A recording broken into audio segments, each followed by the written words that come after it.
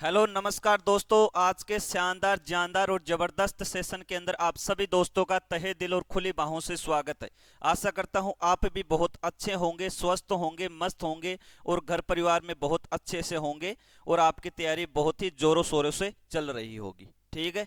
आज अपन साइंस के अंदर प्रैक्टिस सेट नंबर 5 करने वाले हैं। लगभग 1.5 से 2 घंटे की क्लास हो सकती है। जब तक पर्सन नहीं होंगे पूरे तब तक क्लास रहेगी। ठीक, 1.5 से 2 घंटे के समथिंग जो है क्लास अपनी पूरी हो जाएगी। ठीक, तो एक बार सभी दोस्त जुड़ेंगे, अपने बाकी दोस्तों के पास शेयर करेंगे और क्या करेंगे, वीडियो को लाइक करेंगे। उसके बाद में आज अपन बहुत ही इंपॉर्टेंट क्वेश्चन पढ़ने वाले हैं, जिसमें फिजिक्स, केमिस्ट्री और बायोलॉजी तीनों सेक्शन के क्वेश्चन देखेंगे। साथ में उनके साथ में इंपॉर्टेंट इंफॉर्मेशन जो भी रहेगी वो भी आपके साथ में शेयर करते रहेंगे, है ना। इसलिए कॉपी और पेन साथ में रखना है दोस्तों। जो भी इंफॉर्मेशन आपके पास आए उसको लिख लेना है कॉपी में और उसको रिवाइज करते रहना बार बार जब तक आपकी 22 अप्रैल को एग्जाम नहीं हो जाए। ठीक है, तो एक बार सभी साथी जुड़ेंगे मेरे साथ जल्दी से। गुड मॉर्निंग सभी को, गुड मॉर्निंग सभी को, वेलकम है सभी का। ठीक, एडवांस में मेरी तरफ से हैप्पी होली सभी को। ठीक, तो जुड़ेंगे। होली के रंगों के अंदर रंगने से पहले परीक्षा की खोपड़ी में छेद करने के लिए पढ़ना पड़ेगा। क्या करना पड़ेगा? पढ़ना पड़ेगा। एक मोटिवेशन थॉट के साथ में आज के सेशन की शुरुआत करेंगे। जब टूटने लगे हौसले, जब टूटने लगे हौसले तो बस ये बात याद रखना, जब टूटने लगे हौसले तो बस ये बात याद रखना, बिना मेहनत के हासिल तक तो ताज नहीं होते, बिना मेहनत के हासिल तक तो ताज नहीं होते, ढूंढ लेना अंधेरे में अपनी मंजिल, ढूंढ लेना अंधेरे में अपनी मंजिल, क्योंकि जुगनू कभी रोशनी के मोहताज नहीं होते, क्योंकि जुगनू कभी रोशनी के मोहताज नहीं होते। नमस्कार, आज के सेशन में आपका स्वागत है। आज का देखो एक इंफॉर्मेशन हो, जो कल अपन ने क्वेश्चन करवाए थे एक बार रिवाइज के तौर पे मात्र 2 मिनट में आपको सिर्फ उत्तर उत्तर बता रहा हूं। ठीक, ताकि जो भी नया साथी जुड़ा है उसका रिवाइज हो जाएगा और तुम्हारा भी रिवाइज हो जाएगा। सिर्फ कल अपन ने जो क्वेश्चन किए थे सिर्फ उत्तर बता रहा हूं। आगे के जो भी प्रश्न अपन करेंगे पूरा डिटेल के साथ में पढ़ेंगे। क्या करेंगे? पूरा डिटेल के साथ में पढ़ने वाले हैं। ठीक है, तो जो भी साथी जुड़ा वो ये नहीं सोचे कि यार गुरुजी आज तो इन्फॉर्मेशन नहीं बता रहे, सिर्फ टिक लगवा रहे। नहीं, कल जो क्वेश्चन किए थे उनके सिर्फ टिक लगवा रहा हूं, मात्र 20 से 1% है। उसके बाद में आगे अपन डिटेल से पढ़ेंगे। ठीक है ना, तो सभी साथी जुड़ चुके हैं। ठीक, नितिन वी के ज्वाइन, पायल मीना सभी का स्वागत, अजय वैष्णव, ठीक, मुक्की गोदरा, जो भी साथी जुड़े हैं, Mohini Singh good morning sir, good morning, Ajju जय बोले बाबा सर जय बोले, कपिल पाल, सभी का स्वागत है। आज के सेशन में शुरुआत करेंगे। देखो जो कल मैंने क्वेश्चन करवाए थे एक बार सिर्फ इनके उत्तर बता रहा हूं ताकि आपको रिवाइज हो जाए, क्योंकि आपके पास तो इतना टाइम है नहीं कि तुम पढ़ सको, क्योंकि बिजी लाइफ हो गई सब की, है ना। देखो बल, कार्य बल और विस्थापन में क्या संबंध है? तो W बराबर F इंटू एस, यही था क्या? बिल्कुल यही था, यही मैंने कल बताया था। ठीक है, पहले प्रश्न का उत्तर क्या हो जाएगा? ऑप्शन नंबर ए, कल बता दिया था। ठीक है, अगला क्वेश्चन, अगला क्वेश्चन, कल जो दूसरा प्रश्न था अपना वो ये था कि कौन सी धातु जो है वो विद्युत चुंबक, पंखे बंद कर दो रे, पंखे बंद कर, आवाज मेरे को जोर से बोलना पड़ता है, गला फटता है, बंद कर दे। हाँ, कौन सी धातु विद्युत चुंबक बनाने में उपयुक्त होती है? तो सही उत्तर क्या आएगा? कच्चा लोहा, कच्चा लोहा। यहां पे मैंने एक और बताया था, एलिनिको से स्थायी चुंबक बनाई जाती है। ठीक है, आगे अगला क्वेश्चन, लोहा नहीं लिखा होगा, कच्चा लोहा आएगा। लोहे से तो थोड़ी चुंबक बनेगी। ठीक, उसके अंदर दो प्रकार की चुंबक होती है, स्थायी चुंबक है, स्थायी चुंबक। तेरे को तो बीच में बोलने की आदत है लेकिन, है ना। है? न्यूटन की गति का तीसरा नियम किस में प्रयोग होता है? पूरे दिन तुम्हारी छाती पे पड़ा रहता हूं, पूछ लिया करो। है, न्यूटन की गति का तीसरा नियम किस में प्रयोग होता है? तीरंदाजी और अंतरिक्ष यान और क्या पतंगबाजी? ये नहीं आएगा। सही उत्तर क्या आएगा? तीरंदाजी और अंतरिक्ष यान। ऑप्शन नंबर सी क्या हो जाएगा? सही उत्तर हो जाएगा इस प्रश्न का। ठीक, जो भी साथी जुड़े एक बार फिर बता देता हूं, सर नर्सिंग में कितना टाइम मिलेगा? नर्सिंग में टाइम वो ही मिलेगा। ठीक, एक प्रश्न 4 नंबर का रहेगा। ठीक है ना, ये बात ध्यान में रखनी है। बस प्रश्नों के नंबर ज्यादा है, बाकी कोई दिक्कत है नहीं। ठीक, जो भी साथी जुड़े सभी का स्वागत है। शेयर करो भाई, ठीक, जल्दी से शेयर करो चैनल को, वीडियो को शेयर करो ताकि मजा आए। खूब सारे जुड़ेंगे तो मजा आएगा, शेयर करना है। दूसरा, जो मैंने कल प्रश्न करवाया एक बार 2 मिनट के लिए सिर्फ उनके उत्तर बता रहा हूं, है ना, ताकि आपका रिवाइज हो जाए।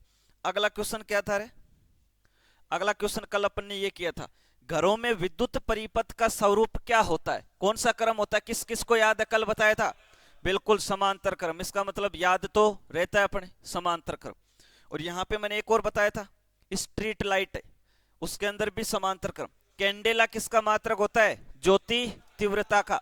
ल्यूमिनियस इंटेंसिटी का, किसका, ज्योति तीव्रता का। ये कल करवा दिया था, डिटेल जस्ट आज वाले प्रश्नों की देखेंगे अपन, ठीक है ना।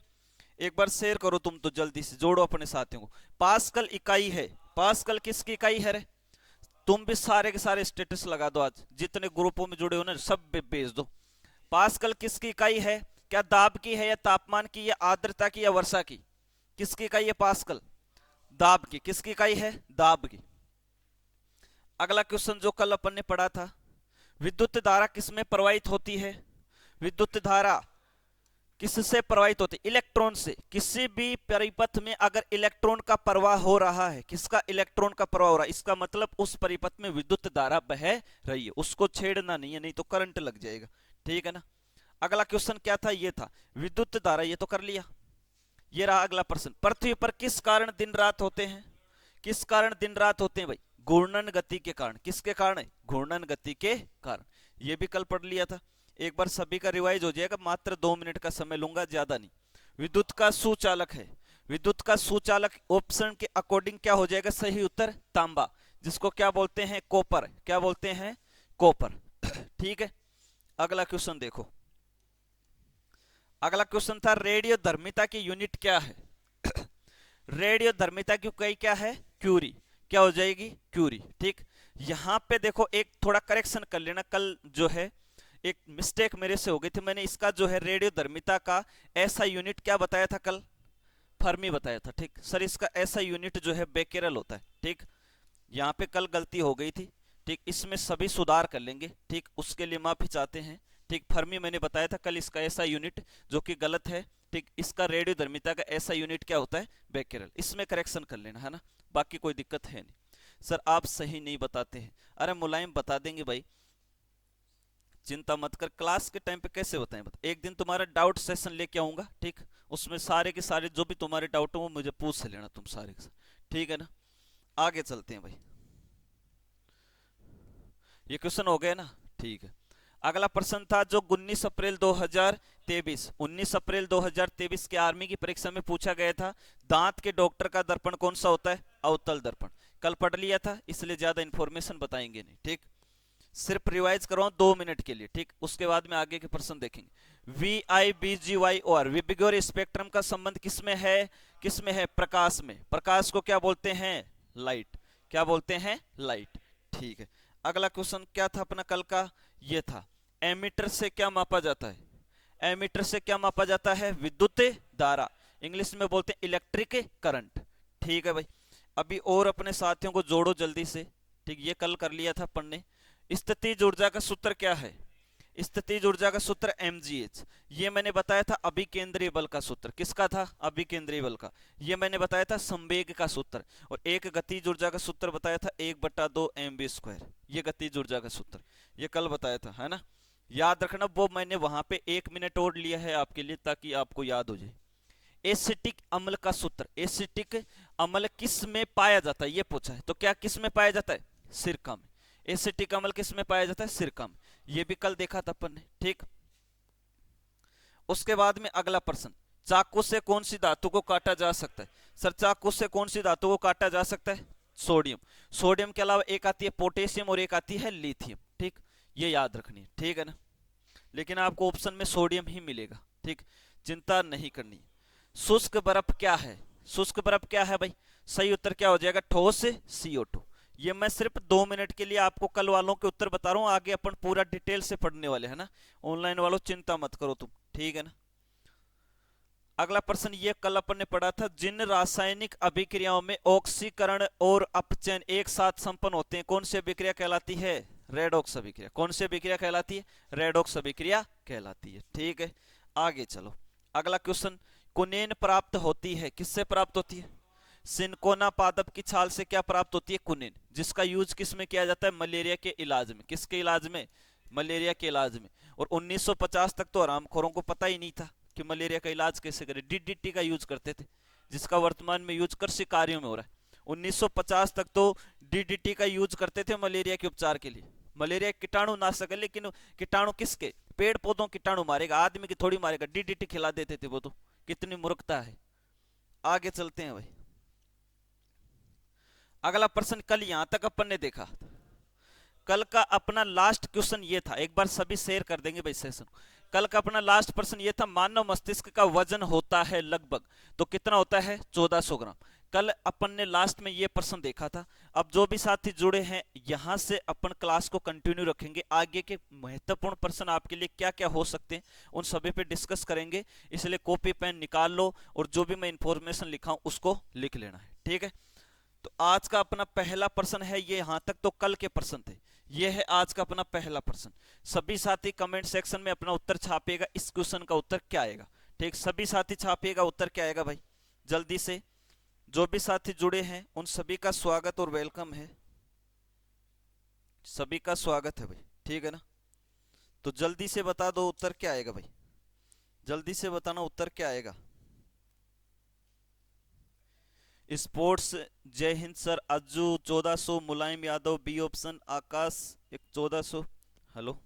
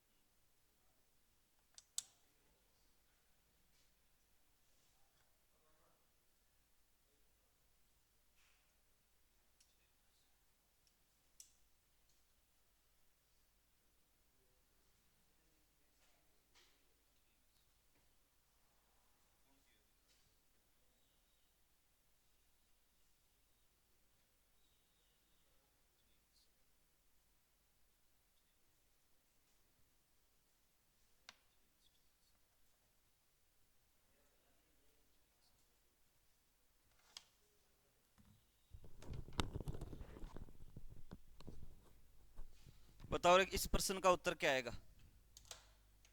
अर्जेंट कॉल आ गया था घर से, कोई दिक्कत नहीं, अब देखेंगे प्रश्नों के उत्तर। ट्रेकोमा रोग संबंधित है आंख से, कान से, गले से और नाक से। किससे संबंधित है? आंख से। ट्रेकोमा रोग आंख से होता है। क्या होता है ट्रेकोमा रोग? ट्रेकोमा रोग होता क्या है रे? हैं? नर्सिंग असिस्टेंट वालों, तुम्हें तो तोते की तरह उत्तर आनी चाहिए, नहीं तो तुम तो सिलेक्शन से बहुत दूर दूर तक तुम्हारा कोई संपर्क ही नहीं रहेगा, ठीक है ना। गूगल पे देख के नहीं बोलना है।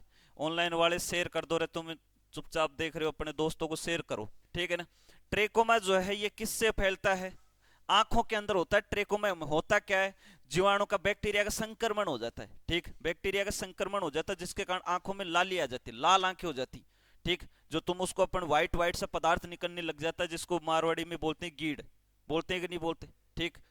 ठीक, व्हाइट व्हाइट सा पदार्थ निकलता है आंखों से लगातार, ठीक है ना। हाँ, उसके बाद में सर मैं यहाँ पे एक बात बता रहा हूँ जो बेहद इंपॉर्टेंट है। वो बात क्या है? वो बात ये है, एक तो आपको काला मोतिया याद रखना। कौन सा?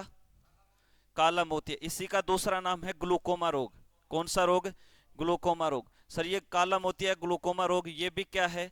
ये भी आंखों से संबंधित रोग है। ये भी किससे? आंख से संबंधित रोग है, काला मोतिया या ग्लूकोमा रोग। एक रोग और है सर, मोतियाबिंद। बेहद इंपॉर्टेंट है मोतियाबिंद। जो बातें मैं तुम्हारे लिए लिख रहा हूं, ये सारी की सारी बातें कॉपी में लिख लिया करो। मोतियाबिंद रोग जो है ये किससे संबंधित है? ये भी सर आंखों से संबंधित एक बीमारी है। मोतियाबिंद भी आंखों से संबंधित एक बीमारी है, ठीक।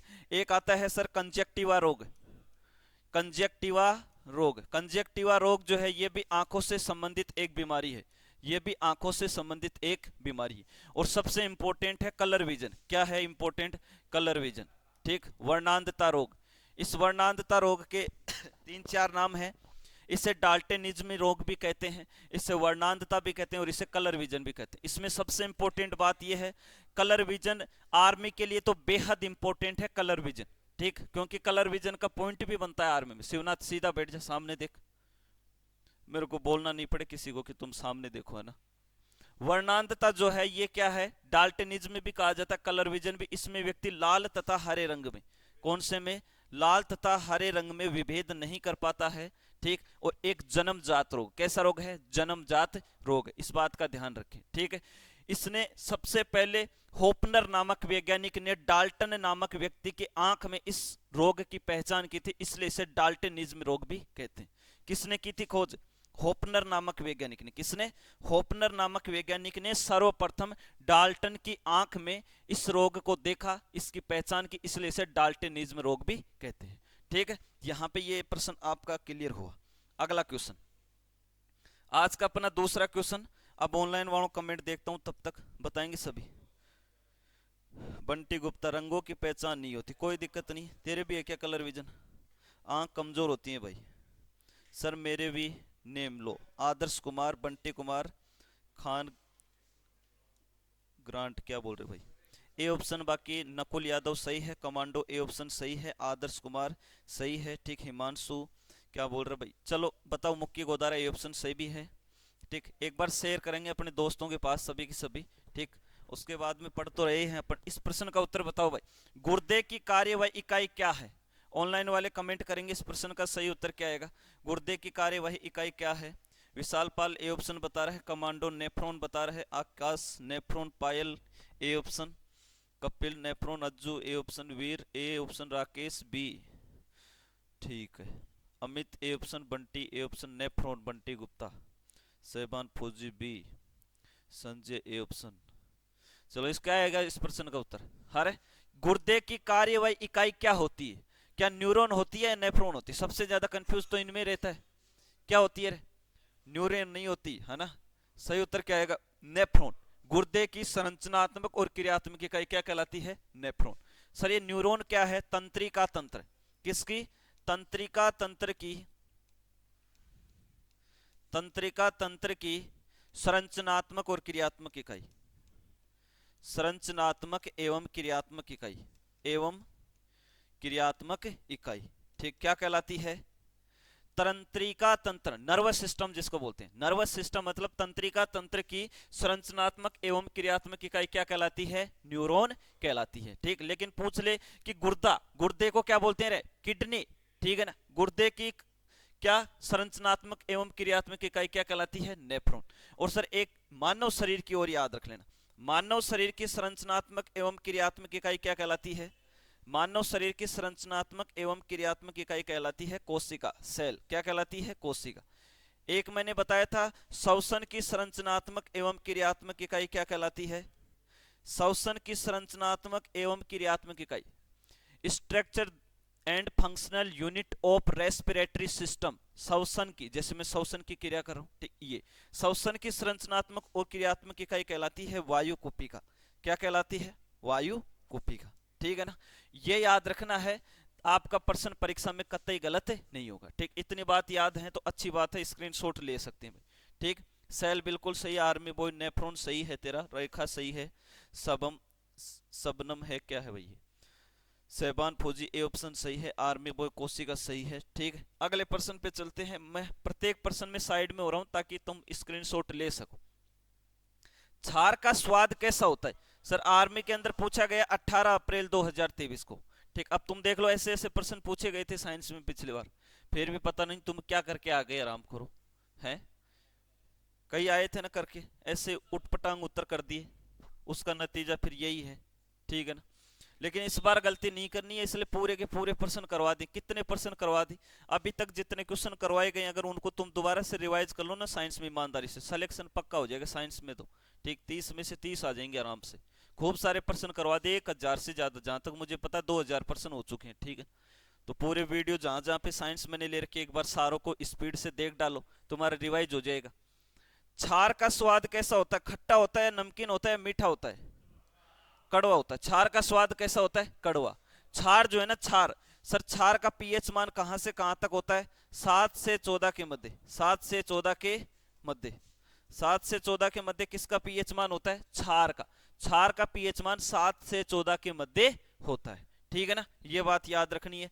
दूसरी बात, ये जो छार है ना, ये एल्कलाइन शब्द से मिलकर बना है, एल्कलाइन, एल्कलाइन शब्द से मिलकर बना है, जिसका मतलब होता है जले हुए पेड़ों की राख, जले हुए पेड़ों की राख, ये याद रखना है, जले हुए पेड़ों की राख, जले हुए पेड़ों की राख, ठीक है, इतना याद रखना है आपको क्षार के बारे में। अम्लों का स्वाद कैसा होता है? खट्टा। देखो स्वाद का ही प्रश्न आ रहा है, बताओ। अरे स्वाद का ही प्रश्न आ रहा है, एकदम इजी जी प्रश्न आ रहे जो 18 अप्रैल को पूछा गया है प्रश्न। क्षार का स्वाद कड़वा होता है और अम्ल का स्वाद कैसा होता है? खट्टा होता है, आराम से बता सकते हैं। नेक्स्ट क्वेश्चन पे चलते हैं। अगला प्रश्न, ये रहा अगला प्रश्न। और कब पूछा गया ये प्रश्न? पूछा गया 18 अप्रैल 2023 को आर्मी की परीक्षा के अंदर। ऑनलाइन वाले साथी कमेंट करेंगे धुआंधार। ठीक, क्या आएगा इस प्रश्न का उत्तर?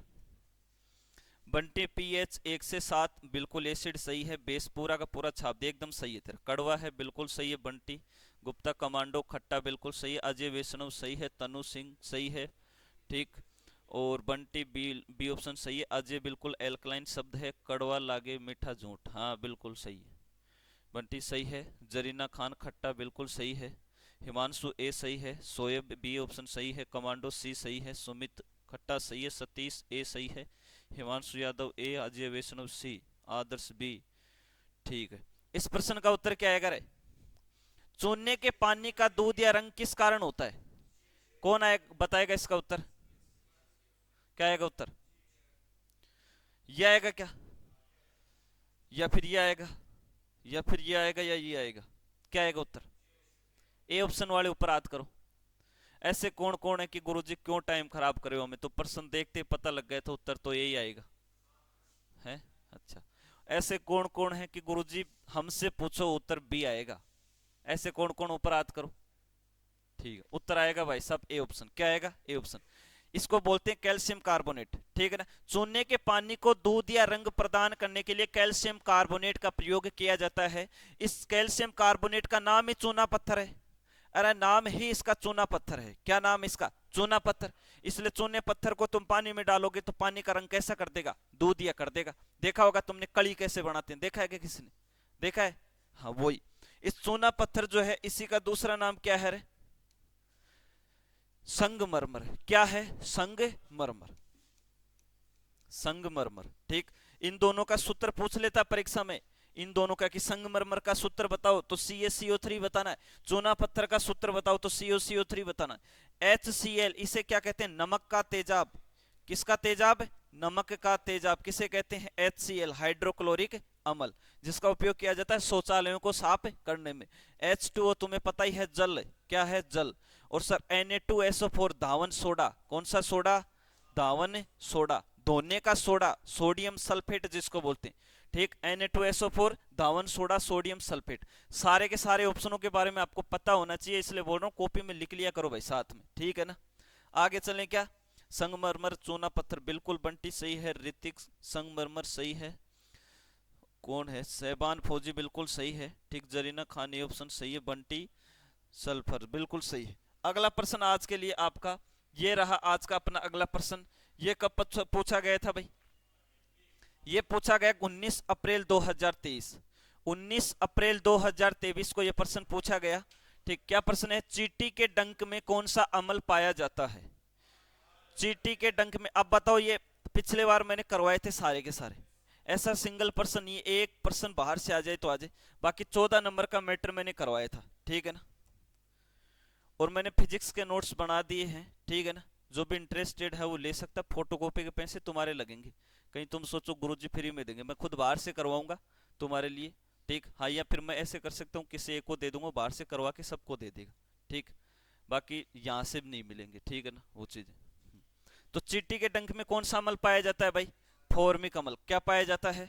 फॉर्मिक अम्ल पाया जाता है। ठीक, सर मेरे आए थे पलक में कोंडा होता है। सर मेरे आया था पलक में कौन सा होता है, ऐसे पूछा। हाँ भाई, फार्मिक अमल बिल्कुल सही। अजय वैष्णव, विवेक कुमार, मैक्स एवं रेखा फार्मिक अमल बिल्कुल सही है। बंटी फार्मिक अमल सही है। सुमित, सर हमारी शिफ्ट में पूछा हुआ था। देखो सुमित बोल रहा है सर हमारी शिफ्ट में पूछा था।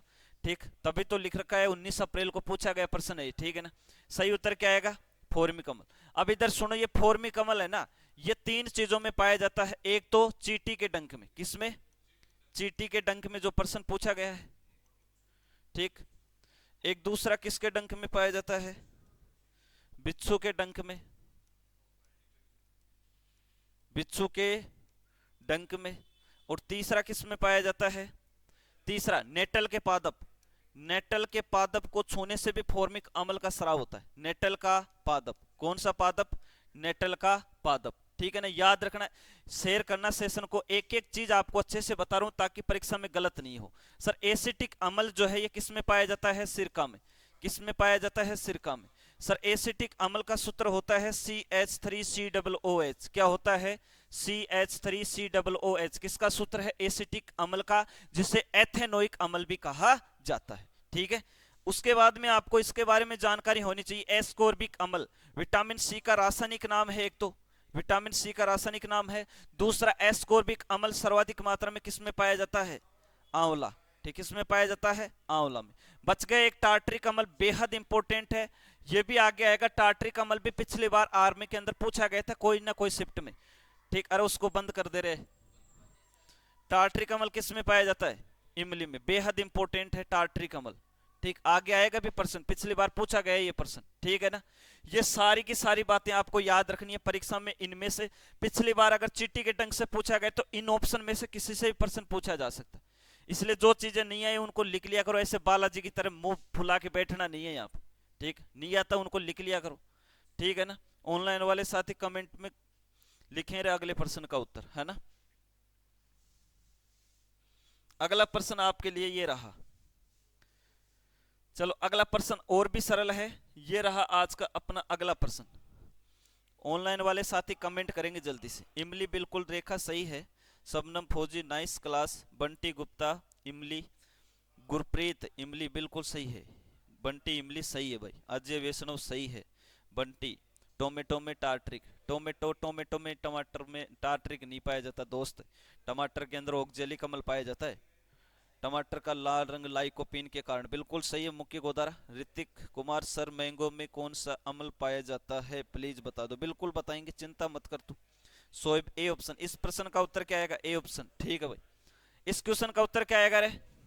नीले लिटमस को अम्ल कैसा कर देते हैं? अम्ल जो है वो नीले लिटमस को किस में बदल देंगे? ये रहा लाल।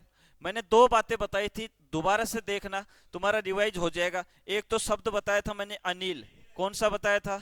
अनिल। क्या बताया था? अनिल। जिसमें सर ऐसे क्या बनेगा? अमल। याद रखने की ट्रिक है, ऐसे क्या बनेगा? अमल, नी से बनेगा नीला और ले से क्या बनेगा? लाल।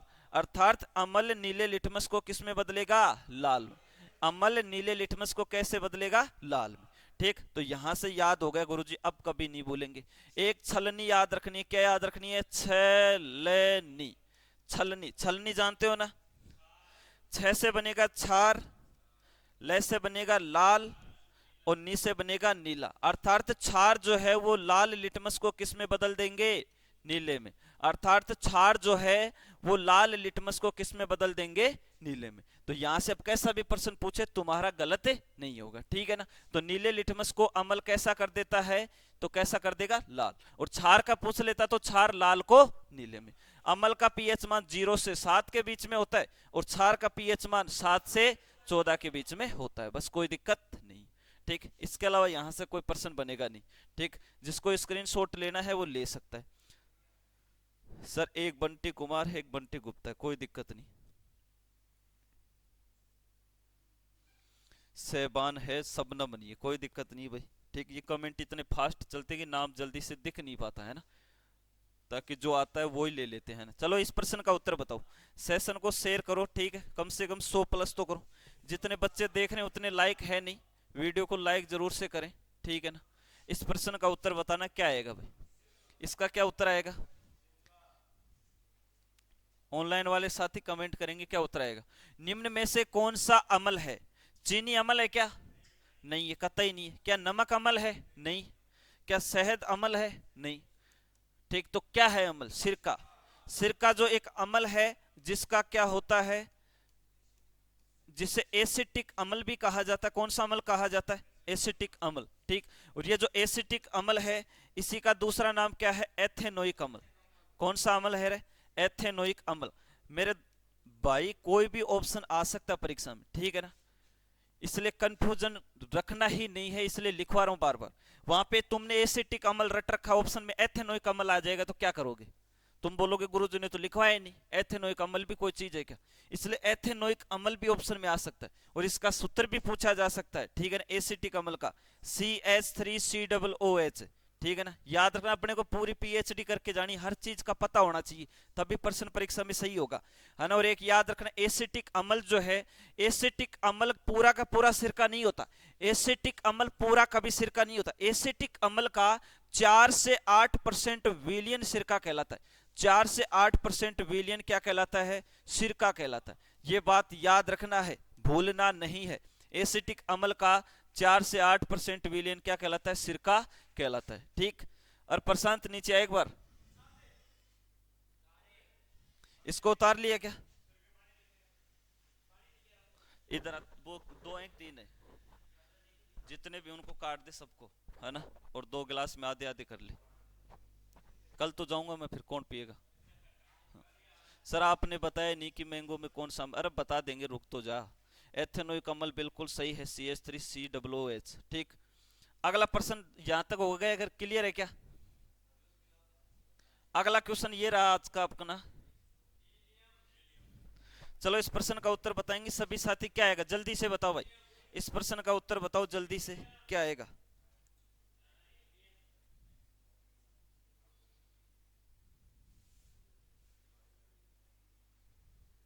ऑनलाइन वाले साथी कमेंट करेंगे भाई। Sehban Fauji C, Rekha C option, yes sir. Hrithik thank you, Fauji Imansu कहां जा रहे हो, ए ऑप्शन। देखो भाई, वायुयान के टायरों में कौन सी गैस भरी जाती है? कब पूछा गया? 19 अप्रैल 2023 को प्रश्न पूछा गया। कौन सी गैस? हीलियम, ऑक्सीजन, सोडियम और हाइड्रोजन। ये भी नहीं, ये भी नहीं, ये भी नहीं, सही उत्तर क्या आ जाएगा? हीलियम। सही उत्तर क्या आ जाएगा? हीलियम। एक तुम्हें मैं कॉमन सेंस का प्रश्न बता रहा हूं, याद रखना, ठीक। बहुत बार गलती होती, वायुयान एरोप्लेन को जहां खड़ा करते हैं ना, उस जगह को हैंगर बोलते हैं। क्या बोलते हैं? हैंगर। अड्डा कभी भी मत कर देना। क्या अपन क्या पढ़ के आते हैं यार? एयरपोर्ट, एयरपोर्ट मतलब अड्डा, वायुयान का अड्डा। अड्डा कभी भी मत कर देना, रीजनिंग में कई बार पूछ लेता, कंफ्यूज करने के लिए, ठीक है ना। वायुयान जो जहां पे एरोप्लेन खड़े करते हैं ना, उस जगह को हैंगर बोलते हैं। एक हैंगर सर वो भी आता है जहां पे कपड़े कपड़े टांगते हैं ना अपन, उस जगह को भी क्या बोलते हैं? हैंगर। लेकिन वो हैंगर अलग है, और जहां पे वायुयान एरोप्लेन जो है वो क्या होती है? खड़ी होती है, उसको हैंगर बोलते हैं, वो चीज अलग है ना, ये चीज याद रखना। वायुयान के टायरों में हीलियम बता दिया मैंने। एक मैंने बता दिया, आईसीयू के अंदर जो पेशेंट भर्ती होते हैं उनके मुख के ऊपर ऑक्सीजन मास्क लगाया जाता है, उसके अंदर ऑक्सीजन के साथ में हीलियम गैस भरी जाती है, एक ये याद रखना, ठीक। एल्यूमिनियम से, ठीक। हाँ, उसके बाद में एक बात और याद रखनी है आपको, और वो बात कौन सी याद रखनी है? वो बात ये याद रखनी है, समुद्र के अंदर जो गोताखोर होते हैं ना, वो पानी के अंदर जाते हैं तब वो भी ऑक्सीजन के साथ में कौन सी गैस ले जाते हैं? हीलियम, ठीक। और वर्तमान में अगर तुमसे पूछे कि सबसे हल्की गैस, तो आपको हाइड्रोजन बतानी है, लेकिन इसका यूज नहीं किया जाता है, ठीक। आपसे पूछ ले कि सूर्य के अंदर सर्वाधिक मात्रा में कौन सी पाई जाती है? सूर्य के अंदर सर्वाधिक मात्रा में हाइड्रोजन गैस पाई जाती है, ठीक। लगातार हाइड्रोजन के अणु जुड़ रहे हैं और हीलियम के नाभिक बना रहे हैं, जिसके कारण अपने को एनर्जी मिल रही है। ब्रह्मांड नहीं, सूर्य, सूर्य के अंदर सर्वाधिक मात्रा में हाइड्रोजन गैस पाई जाती है, याद रखना, ही प्रश्न पूछा जा सकता है, ठीक। इतनी जानकारी क्लियर है तो आगे चले। लेवल बढ़ाएंगे भाई, पहले इनको तो कर ले, जो पिछली बार आए हुए उनको तो कर ले हैं, लेवल भी बढ़ा देंगे, ठीक। देख 17 अप्रैल 2023 को लेवल बढ़ाने के लिए एक दो बोलता है, ठीक। मैं कई बार प्रश्न थोड़े टप लेके आता हूँ, जुड़ते ही नहीं हो तुम, भग जाते हो, वीडियो देखते नहीं है पूरा, इसलिए पहले जो पिछली बार प्रश्न आए थे उनको करेंगे, क्योंकि आर्मी के अंदर क्वेश्चन बड़े ज्यादा रिपीट होते हैं, इसलिए अगर ये तो रिपीट हो गए तो तुम मेरे को पता है पक्का इनको तो कर दोगे, ठीक। तो अगर 5% भी रिपीट हो गए तो 10 नंबर का तो जुगाड़ सीधा सीधा ही हो गया, और 10% तो अपने को आ ही जाएंगे, इसलिए मामला बैठ जाएगा। पर इस प्रश्न का उत्तर मैंने बताया था अभी, हाइड्रोजन रेखा सही है, गुरप्रीत सही है, शोएब सही है, अजय वैष्णव सही है, सोम पंडित सही है, ठीक है ना, हाँ कमांडो सही है, ठीक। इमली में कौन सा अम्ल पाया जाता है? इमली में कौन सा अम्ल पाया जाता है? टार्ट्रिक अम्ल। फार्मिक अम्ल अभी मैंने बताया, चींटी के डंग, चींटी तथा बिच्छू के डंक में, चींटी तथा बिच्छू के डंक में। सर ये इंपॉर्टेंट है, ऑक्जेलिक अम्ल, ऑक्जेलिक अम्ल बड़ा इंपॉर्टेंट है। टमाटर के अंदर, टमाटर के अंदर कौन सा अम्ल पाया जाता है? ऑक्जेलिक अम्ल। टमाटर में कौन सा अम्ल पाया जाता है? ऑक्जेलिक अम्ल। तो एसिटिक अम्ल, ये तो बार बार आ रहा, रट गए तो खोपड़ी में बैठ गया, किसमें? सिरका। सिरका का यूज किसमें होता है? अचार तथा मुरब्बे बनाने में, ठीक है ना? ठीक है, आगे चलो।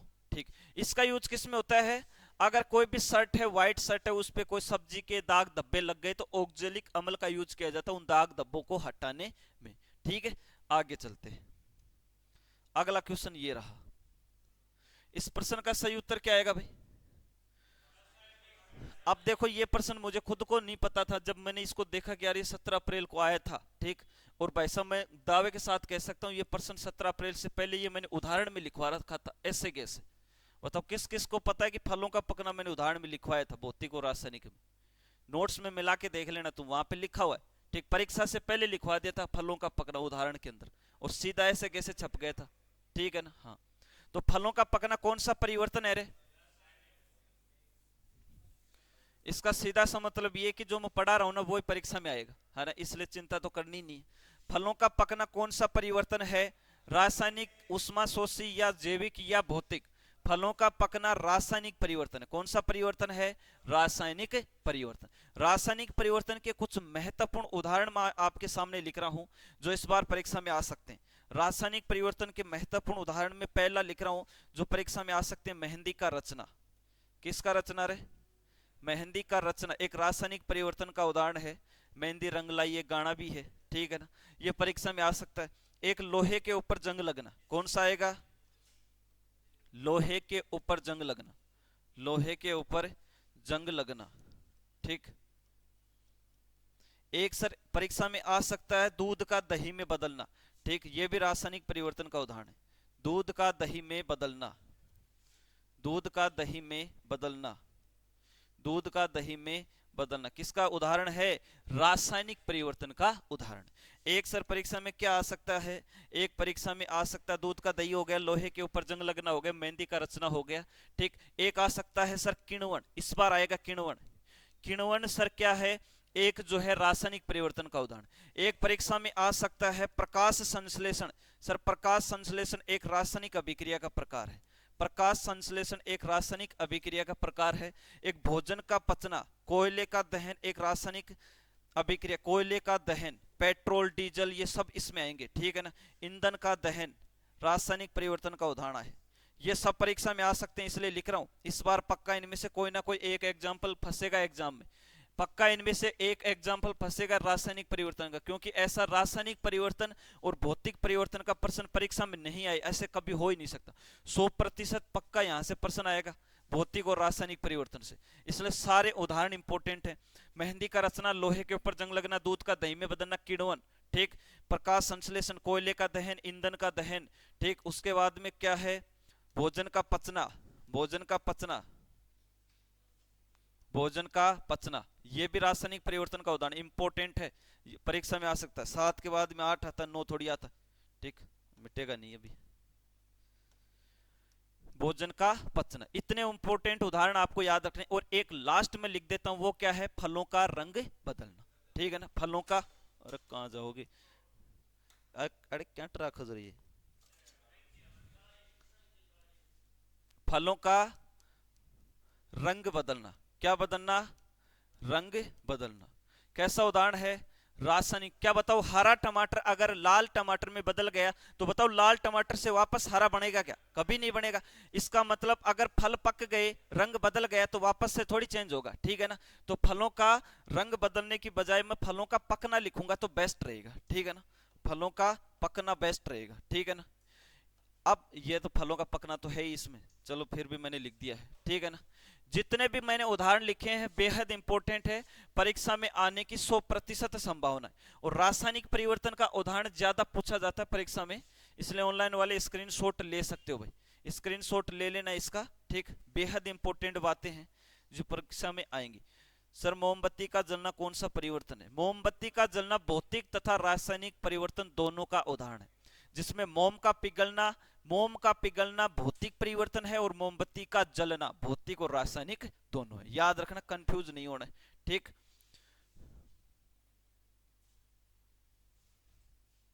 आगे चलें क्या? आगे चलते हैं भाई। यहां तक स्क्रीनशॉट ले लेना अच्छे से, साइड हो रखा हूं मैं अभी तक। अगला प्रश्न अपना ये रहा, देखो मैंने बोला था, मैंने जो उदाहरण लिखे हैं वही परीक्षा में आए थे पिछले बार, जो उदाहरण मैंने पिछले बार लिखवाए वही के वो उदाहरण आए, ठीक। और इसके अंदर मैं 1% झूठ नहीं बोल रहा हूँ, ठीक है ना।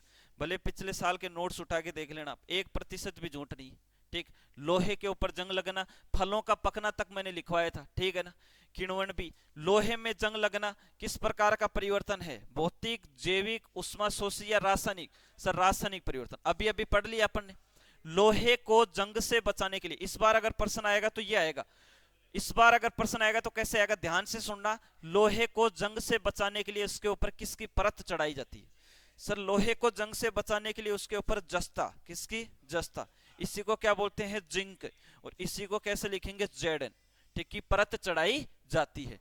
और सर इस प्रक्रिया को कहते क्या है, लोहे को जंग से बचाने के लिए उसके ऊपर, लोहे को जंग से बचाने के लिए उसके ऊपर जिंक जस्ता की परत चढ़ाई जाती है, यह प्रक्रिया क्या कहलाती है, यह प्रक्रिया क्या कहलाती है। सर इसमें इस प्रक्रिया के 3 नाम हैं, एक तो है जस्तीकरण, कौन सा करण, जस्तीकरण, ठीक। ये जस्तीकरण इंपॉर्टेंट है, इस बार इसी नाम से पूछा जाएगा, ठीक, क्योंकि ये वाला नाम आपको अलग लगेगा, अजीब सा, ठीक। जस्तीकरण, जस्ते की परत चढ़ाई जाती है जिसके कारण जस्तीकरण कहते हैं।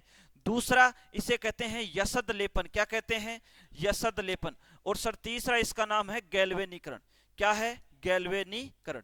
स्क्रीनशॉट ले लेना, बेहद इंपॉर्टेंट है, इस बार प्रश्न यही पूछा जाएगा, यही प्रश्न पूछा जाएगा इस बार, यहीं से प्रश्न बनेगा। लोहे को जंग से बचाने के लिए जिंक या जस्ते की परत चढ़ाई जाती है, यह प्रक्रिया क्या कहलाती है। ये ध्यान से सुनना, ये तीनों चीजें अलग अलग नहीं है, तीनों एक ही नाम है, इसे ही जस्तीकरण कहते हैं, इसे ही यसद लेपन कहते हैं और इसे ही गैल्वेनीकरण कहते हैं, अलग अलग नहीं है, ठीक है ना। इसलिए कंफ्यूज नहीं होना है, समझ में आ रही है बात। नीतीश बी ऑप्शन, कपिल पाल जस्तीकरण बिल्कुल सही है, यसद लेपन बिल्कुल सही, हिमांशु ओके सर जी, ठीक, लिख लिया करो भाई कुछ भी चीजें जो तुम्हें अलग लगे। फौजी जांच जस्तीकरण सही है, नीतीश सैनी बी ऑप्शन सही है, ठीक। साइड हो गए हो, मैं स्क्रीनशॉट ले सकते हैं, आगे चल रहा हूं हर, ठीक है, अगले क्वेश्चन पे चल रहे हैं। ये रहा अगला प्रश्न जो पिछले बार परीक्षा में पूछा गया था, कार्बोहाइड्रेट किस भोजन में पाया जाता है। इस प्रश्न का उत्तर वो ही बताएगा जो एक कमेंट किया था, उसका नाम क्या है मुझे पता नहीं, कि गुरुजी प्रश्न थोड़े और हार्ड करो, है ना। तो पहले तो इसका ही उत्तर बता दे तू, उसके बाद में हार्ड करवाऊंगा तेरे को, है ना। इस प्रश्न का उत्तर बताना भाई क्या आएगा। पेंट को यसद लेपन, किण्वन क्या होता है, हरजीत बोल रहा किण्वन क्या होता है। सर किण्वन क्या होता है, एक बच्चा ने पूछा है, बता देता हूं किण्वन, ठीक। किण्वन जो है वो फलों का एक प्रकार से सड़ना, क्या होता है, सड़ना, एक प्रकार से किसी भी वस्तु का सड़ना या गलना क्या कहलाता है, किण्वन। किण्वन की प्रक्रिया के दौरान ही जो है, सर किण्वन की जो प्रक्रिया है ना, एक तो ऑक्सीजन की अनुपस्थिति में होती है, ध्यान से समझिएगा, किण्वन की जो प्रक्रिया है ये सर ऑक्सीजन की अनुपस्थिति में, मतलब ऑक्सीजन इसके अंदर बिल्कुल भी नहीं होता है। किण्वन की प्रक्रिया ऑक्सीजन की अनुपस्थिति में होती है। दूसरा इसे अवायवीय श्वसन भी कहते हैं, क्या कहते हैं, अवायवीय श्वसन भी कहते हैं। तुम तो सीधा समझो, सीधा का सीधा ब्रेड जो बन रही है ना, टोस्ट जो तुम खा रहे हो, किण्वन की प्रक्रिया के दौरान बनाई जाती है। अवायवीय श्वसन, अनोक्सी श्वसन के दौरान, किण्वन की प्रक्रिया के दौरान ब्रेड का निर्माण हो रहा है। किसका निर्माण है, ब्रेड का निर्माण। ब्रेड खाते हो ना चाय के अंदर डुबो डुबो के, वो वाली ब्रेड, उसका निर्माण किण्वन की प्रक्रिया के दौरान होता है। तो दोस्त समझ में आ गया होगा किण्वन क्या होता है। आ गया है तो थंबनेल प्रेस करना, बताना कि सर आ गए समझ में, ठीक है, आगे बढ़ो। इस प्रश्न का उत्तर क्या आएगा, कार्बोहाइड्रेट किस भोजन में पाया जाता है, पपीता, टमाटर, बैंगन, आलू। आलू में, किस में पाया जाता है, आलू में। तुम देखना जिम जानने वाले जो लड़के हैं वो आलू जो है बॉयल किया हुआ आलू और उसके अंदर दही डाल के खाते हैं। क्यों खाते हैं, कार्बोहाइड्रेट से एनर्जी मिलती है, क्या मिलती है, एनर्जी। और आदमी क्या जो है वो मोटापा भी बढ़ता है, ठीक है ना, ठीक। बाकी मोटापा बढ़े या नहीं बढ़े, बाकी एनर्जी जरूर मिलेगी कार्बोहाइड्रेट से, ठीक है ना, कार्बोहाइड्रेट, ठीक। तो कार्बोहाइड्रेट किस में मिलता है, आलू में मिलता है। याद रहेगा कि नहीं रहेगा, याद रहेगा। आगे चलते हैं, अगला प्रश्न ये रहा। अगला प्रश्न आपके सामने बोर्ड पे 99 हो चुके हैं, ठीक, पूरे के पूरे 100 तो होने चाहिए हैं। चलो भाई इस प्रश्न का उत्तर बताओ क्या है। सिट्रिक अम्ल किस में पाया जाता है, सिट्रिक अम्ल, ऑनलाइन वाले साथी कमेंट करेंगे जल्दी से, सर इंग्लिश में भी, इंग्लिश में बता दूंगा भाई, जो भी तुझे पूछना है इंग्लिश में बता दूंगा, तू बोला कर, टाइप किया कर कि गुरुजी ये वाला बताओ इंग्लिश में। ठीक, टाइप किया कर कि गुरुजी ये वाला इंग्लिश में बताओ। एक एक तो तुम ही जोड़ ले, तेरे कोई फोन में चला ही नहीं रखा, आराम खोरो हैं। तुम तो टीम लगाने में बिजी हो ना, बस अब आईपीएल आ गए, अब तुम्हारी पढ़ाई तो हो गई है ना भाई। सब आईपीएल देखोगे ना, जिंदगी भर आईपीएल ही देखेंगे फिर तो पढ़ लिए अपन। क्या आएगा उत्तर बताओ। सिट्रिक अम्ल किसमें पाया जाता है? नींबू या संतरा, इमली, टमाटर और चीकू, किसमें पाया जाता है? चीकू, चीकू तो विराट कोहली को बोलते हैं, उसमें कोई अमल नहीं है, छोड़ो इसको तो, ठीक है ना। हाँ, लेकिन सिट्रिक अम्ल किसमें पाया जाता है? नींबू एवं संतरे में। बड़ा इंपॉर्टेंट पर्सन है, अच्छा हुआ कि आर्मी ने पूछ लिया, इंपॉर्टेंट क्वेश्चन था। ठीक है सर, इमली के अंदर कौन सा अम्ल पाया जाता है? टार्ट्रिक अम्ल। कौन सा अम्ल पाया जाता है? टार्ट्रिक अम्ल। किसमें पाया जाता है? इमली में, ठीक है ना। टमाटर में कौन सा अम्ल पाया जाता है? ऑक्जेलिक अम्ल। कौन सा? ऑक्जेलिक अम्ल।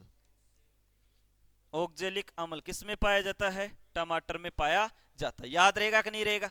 बिल्कुल याद करना पड़ेगा, तभी सिलेक्शन होगा, ठीक है ना। सिट्रिक अम्ल किसमें? नींबू और संतरे में, इमली में टार्ट्रिक अम्ल, टमाटर में ऑक्जेलिक अम्ल। आगे चलते हैं, अगले प्रश्न पे चलते हैं। अगला क्वेश्चन आपके सामने ये रहा। अगला प्रश्न बेहद इंपॉर्टेंट क्वेश्चन है, बेहद इंपॉर्टेंट प्रश्न है। कब पूछा गया? एनटीपीसी में पूछा गया। कब पूछा गया? एनटीपीसी 2021, एनटीपीसी 2021 में ये क्वेश्चन पूछा गया है।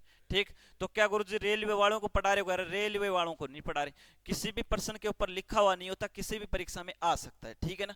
क्या है? एक रॉकेट किसके संरक्षण के सिद्धांत पर कार्य करती है? तो क्या द्रव्यमान के संरक्षण पे? नहीं।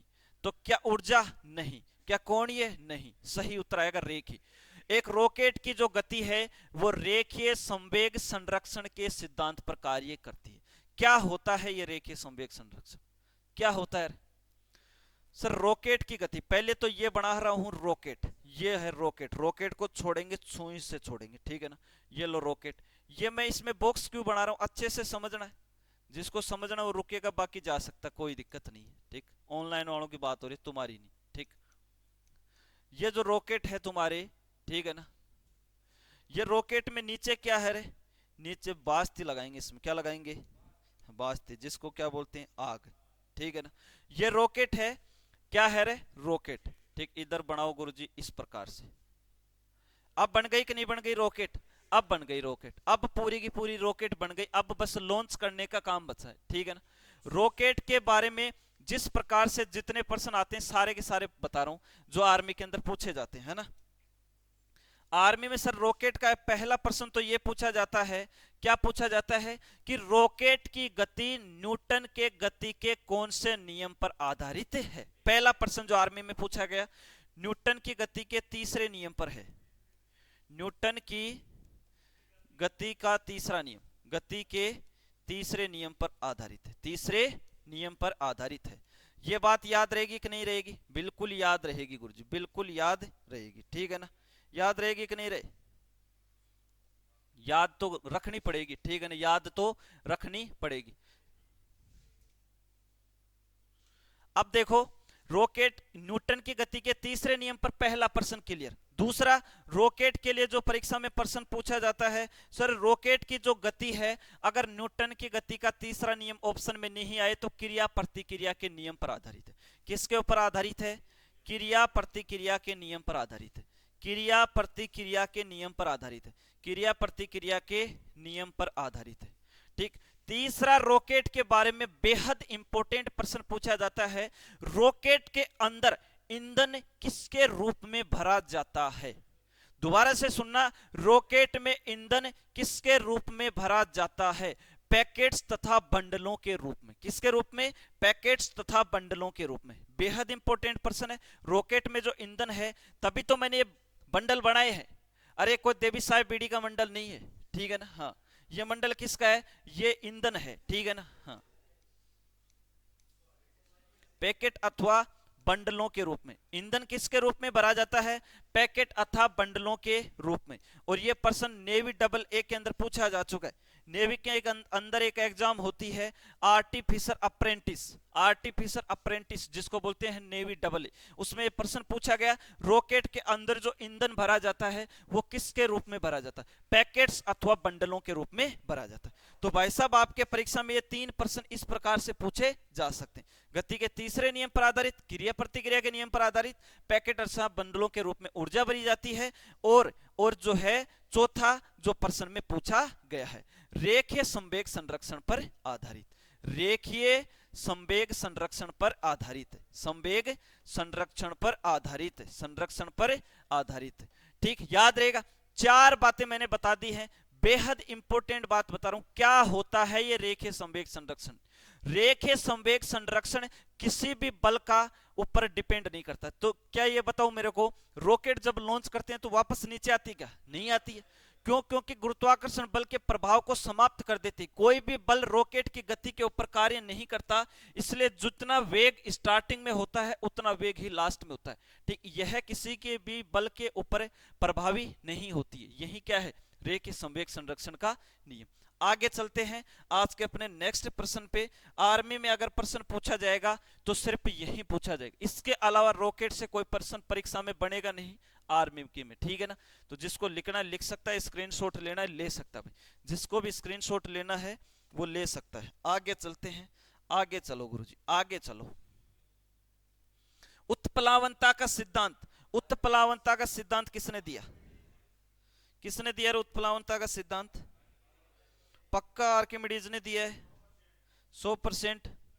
देखो उत्प्लावनता का सिद्धांत दिया है आर्किमिडीज ने, गैलीलियो ने, न्यूटन ने और लुई पास्चर ने। मजा आ गया। इसमें जो चारों ऑप्शन है, चारों ऑप्शन बड़े गजब के ऑप्शन, 4 के 4 ऑप्शन गजब के हैं। आर्किमिडीज ने उत्प्लावनता का सिद्धांत दिया।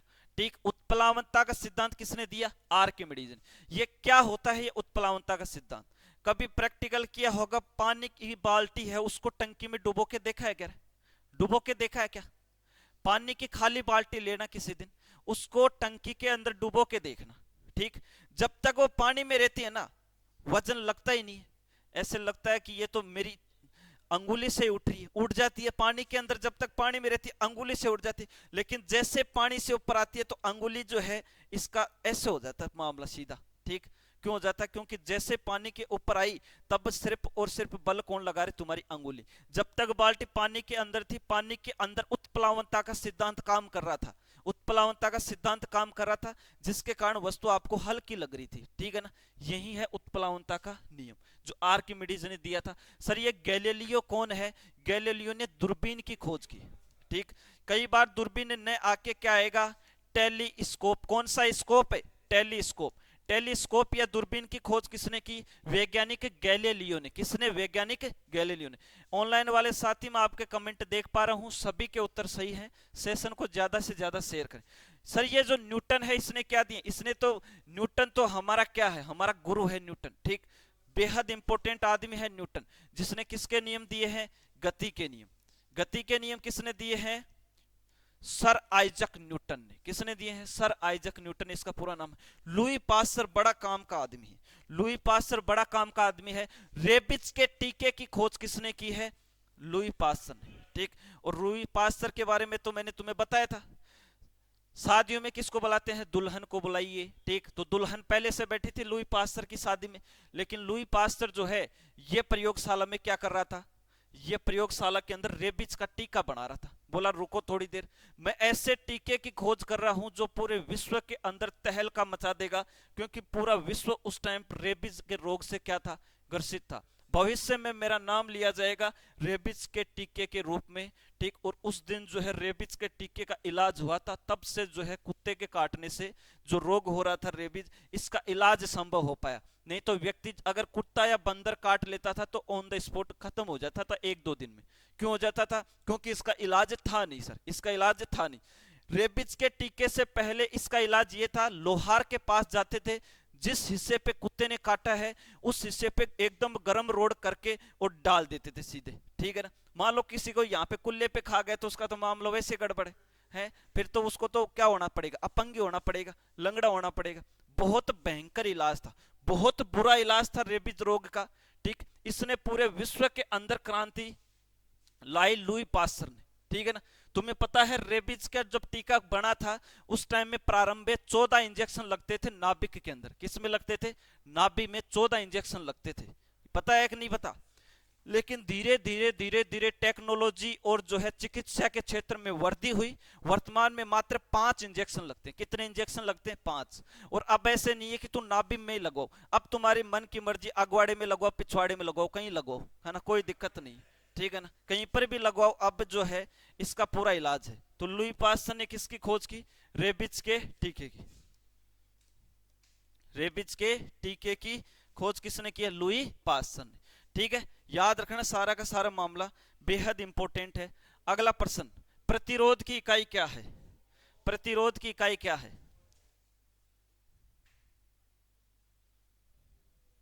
सर आपका स्टूडेंट गलत बोल रहा है मेरे को, मैं किसी को कुछ नहीं बोल रही।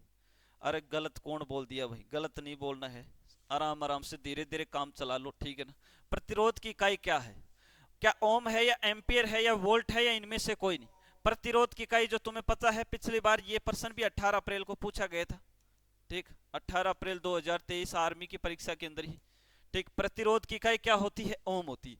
क्या होती है? ओम होती है, ठीक। ऑनलाइन वाले साथी सही उत्तर दे रहे हैं सभी के सभी। पढ़ने पे ज्यादा फोकस करेंगे, अच्छा रहेगा अपने लिए, ठीक है ना। सर प्रतिरोध की इकाई ओम पिछली बार पूछ लिया, लेकिन सर इस बार पूछेगा चालकता की इकाई। चालकता की इकाई क्या होती है रे? Ohm inverse. क्या होती है? Ohm inverse. हिंदी में लिखो गुरुजी, इंग्लिश में मामला बैठेगा नहीं। अब तो सही है, ओम इनवर्स। एक प्रतिरोधकता की इकाई याद रखना, प्रतिरोध और प्रतिरोधकता की इकाई अलग अलग है। प्रतिरोधकता की इकाई होती है ओम इंटू मीटर। क्या होती है? Ohm into metre. क्या होती है? Ohm into metre. इस चोंच को बंद रखो रे थोड़ी देर, है ना। प्रतिरोधकता की इकाई क्या होती है? ओम इंटू मीटर, ठीक। एम्पियर विद्युत धारा की इकाई। किसकी इकाई? विद्युत धारा की इकाई क्या होती है? एम्पियर। और वोल्ट किसकी इकाई होती है? विभवांतर की इकाई। किसकी इकाई होती है? विभवांतर की इकाई वोल्ट होती है। विद्युत वाहक बल, विद्युत वाहक बल की इकाई भी क्या होती है? वोल्ट होती है। दोनों की इकाई क्या होती है? वोल्ट। याद रखना है, ठीक। ऑनलाइन वाले कमेंट, आपके कमेंट में पढ़ पा रहा हूं, स्क्रीनशॉट ले लेना भाई, बेहद इंपॉर्टेंट चीज है। गोविंद शर्मा सर जी आपके चरणों में प्रणाम करता हूं सर जी आपके। हाँ भाई गोविंद शर्मा, बहुत बहुत धन्यवाद आपका, मैंने आपका कमेंट पढ़ लिया है, ठीक। चलो इस प्रश्न का उत्तर बताओ। इस प्रश्न का उत्तर कौन बताएगा? मैं ये देखना चाहता हूं इस प्रश्न का उत्तर। ऑनलाइन वाले जो भी इस प्रश्न का उत्तर बताएगा उसका नाम लूंगा मैं, ठीक। उसका नाम जो है वो स्वर्ण अक्षरों में लिखूंगा, ठीक।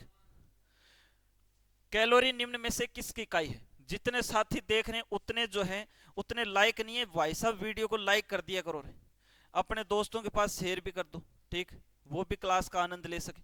इस प्रश्न का उत्तर देखूंगा मैं कौन सही जवाब देता है, ठीक। जल्दी से बताएंगे सभी साथी। सुरेंद्र जी सर बोल रहे हैं कि 25 तारीख को मैराथन क्लास आएगी। ऑनलाइन वाले साथी जो भी देख पा रहे हैं, मेरे को सुन पा रहे हैं, 25 तारीख को मैराथन क्लास आएगी। 12 घंटे की क्लास। कितने घंटे की क्लास? 12 घंटे की क्लास, जिसके अंदर जुड़ना नहीं भूले, ठीक। 12 घंटे की क्लास है जिसमें आपको राकेश जी सर और पूरे के पूरे सब्जेक्ट करवाएंगे, ठीक है ना, ठीक। ये 25 तारीख वाली, इसके अंदर जुड़ना नहीं भूले। विशेष तौर पे आर्मी वाले बच्चों के लिए 12 घंटे की क्लास तैयार की गई, ठीक। इसको अच्छे से देखना, अटेंड करना है, ठीक है। उसके बाद में समय रहते हुए अपन साइंस की, रीजनिंग की और जो है मैथ की भी मैराथन क्लास लेके आएंगे, ठीक। जैसे समय रहेगा अपने पास, साइंस की पूरी एक 12 घंटे की मैराथन क्लास होगी, बेहद इंपॉर्टेंट।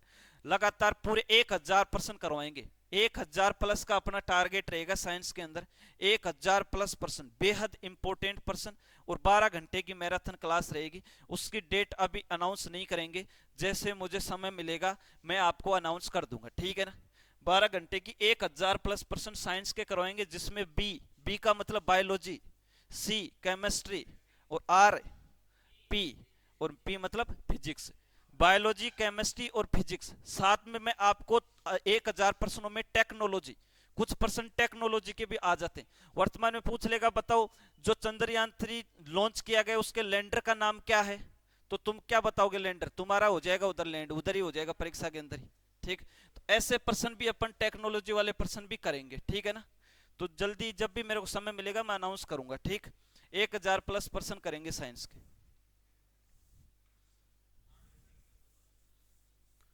तो इस प्रश्न का उत्तर कौन कौन बताएगा रे? मैंने कमेंट देखा नहीं तुम्हारा। बी को लॉक कर दो सर, आयन फौजी बोल रहा बी को लॉक कर दो। लॉक कर दें भाई, लॉक लेके लॉक करेंगे। बंटी 110% ए ऑप्शन बता रहे हैं। आयन कमेंट पढ़ लिया है मैंने। जरीना खान बी ऑप्शन बता रही हैं। बहुल सिंह विनय विक्रम बता रहा है। जमींदार बी ऑप्शन बता रहा है। तो देखो भाई इस प्रश्न का उत्तर, कैलोरी निम्न में से किसकी मात्रक इकाई है? तो क्या तापक्रम और उष्मा की है, या शक्ति की है, या तापमान की है, या फिर उष्मा एवं ऊर्जा की है? मेरे भाई तापमान की इकाई केल्विन होती है। तापमान का ऐसा यूनिट क्या होता है? तापमान का ऐसा यूनिट केल्विन होता है। क्या होता है? केल्विन।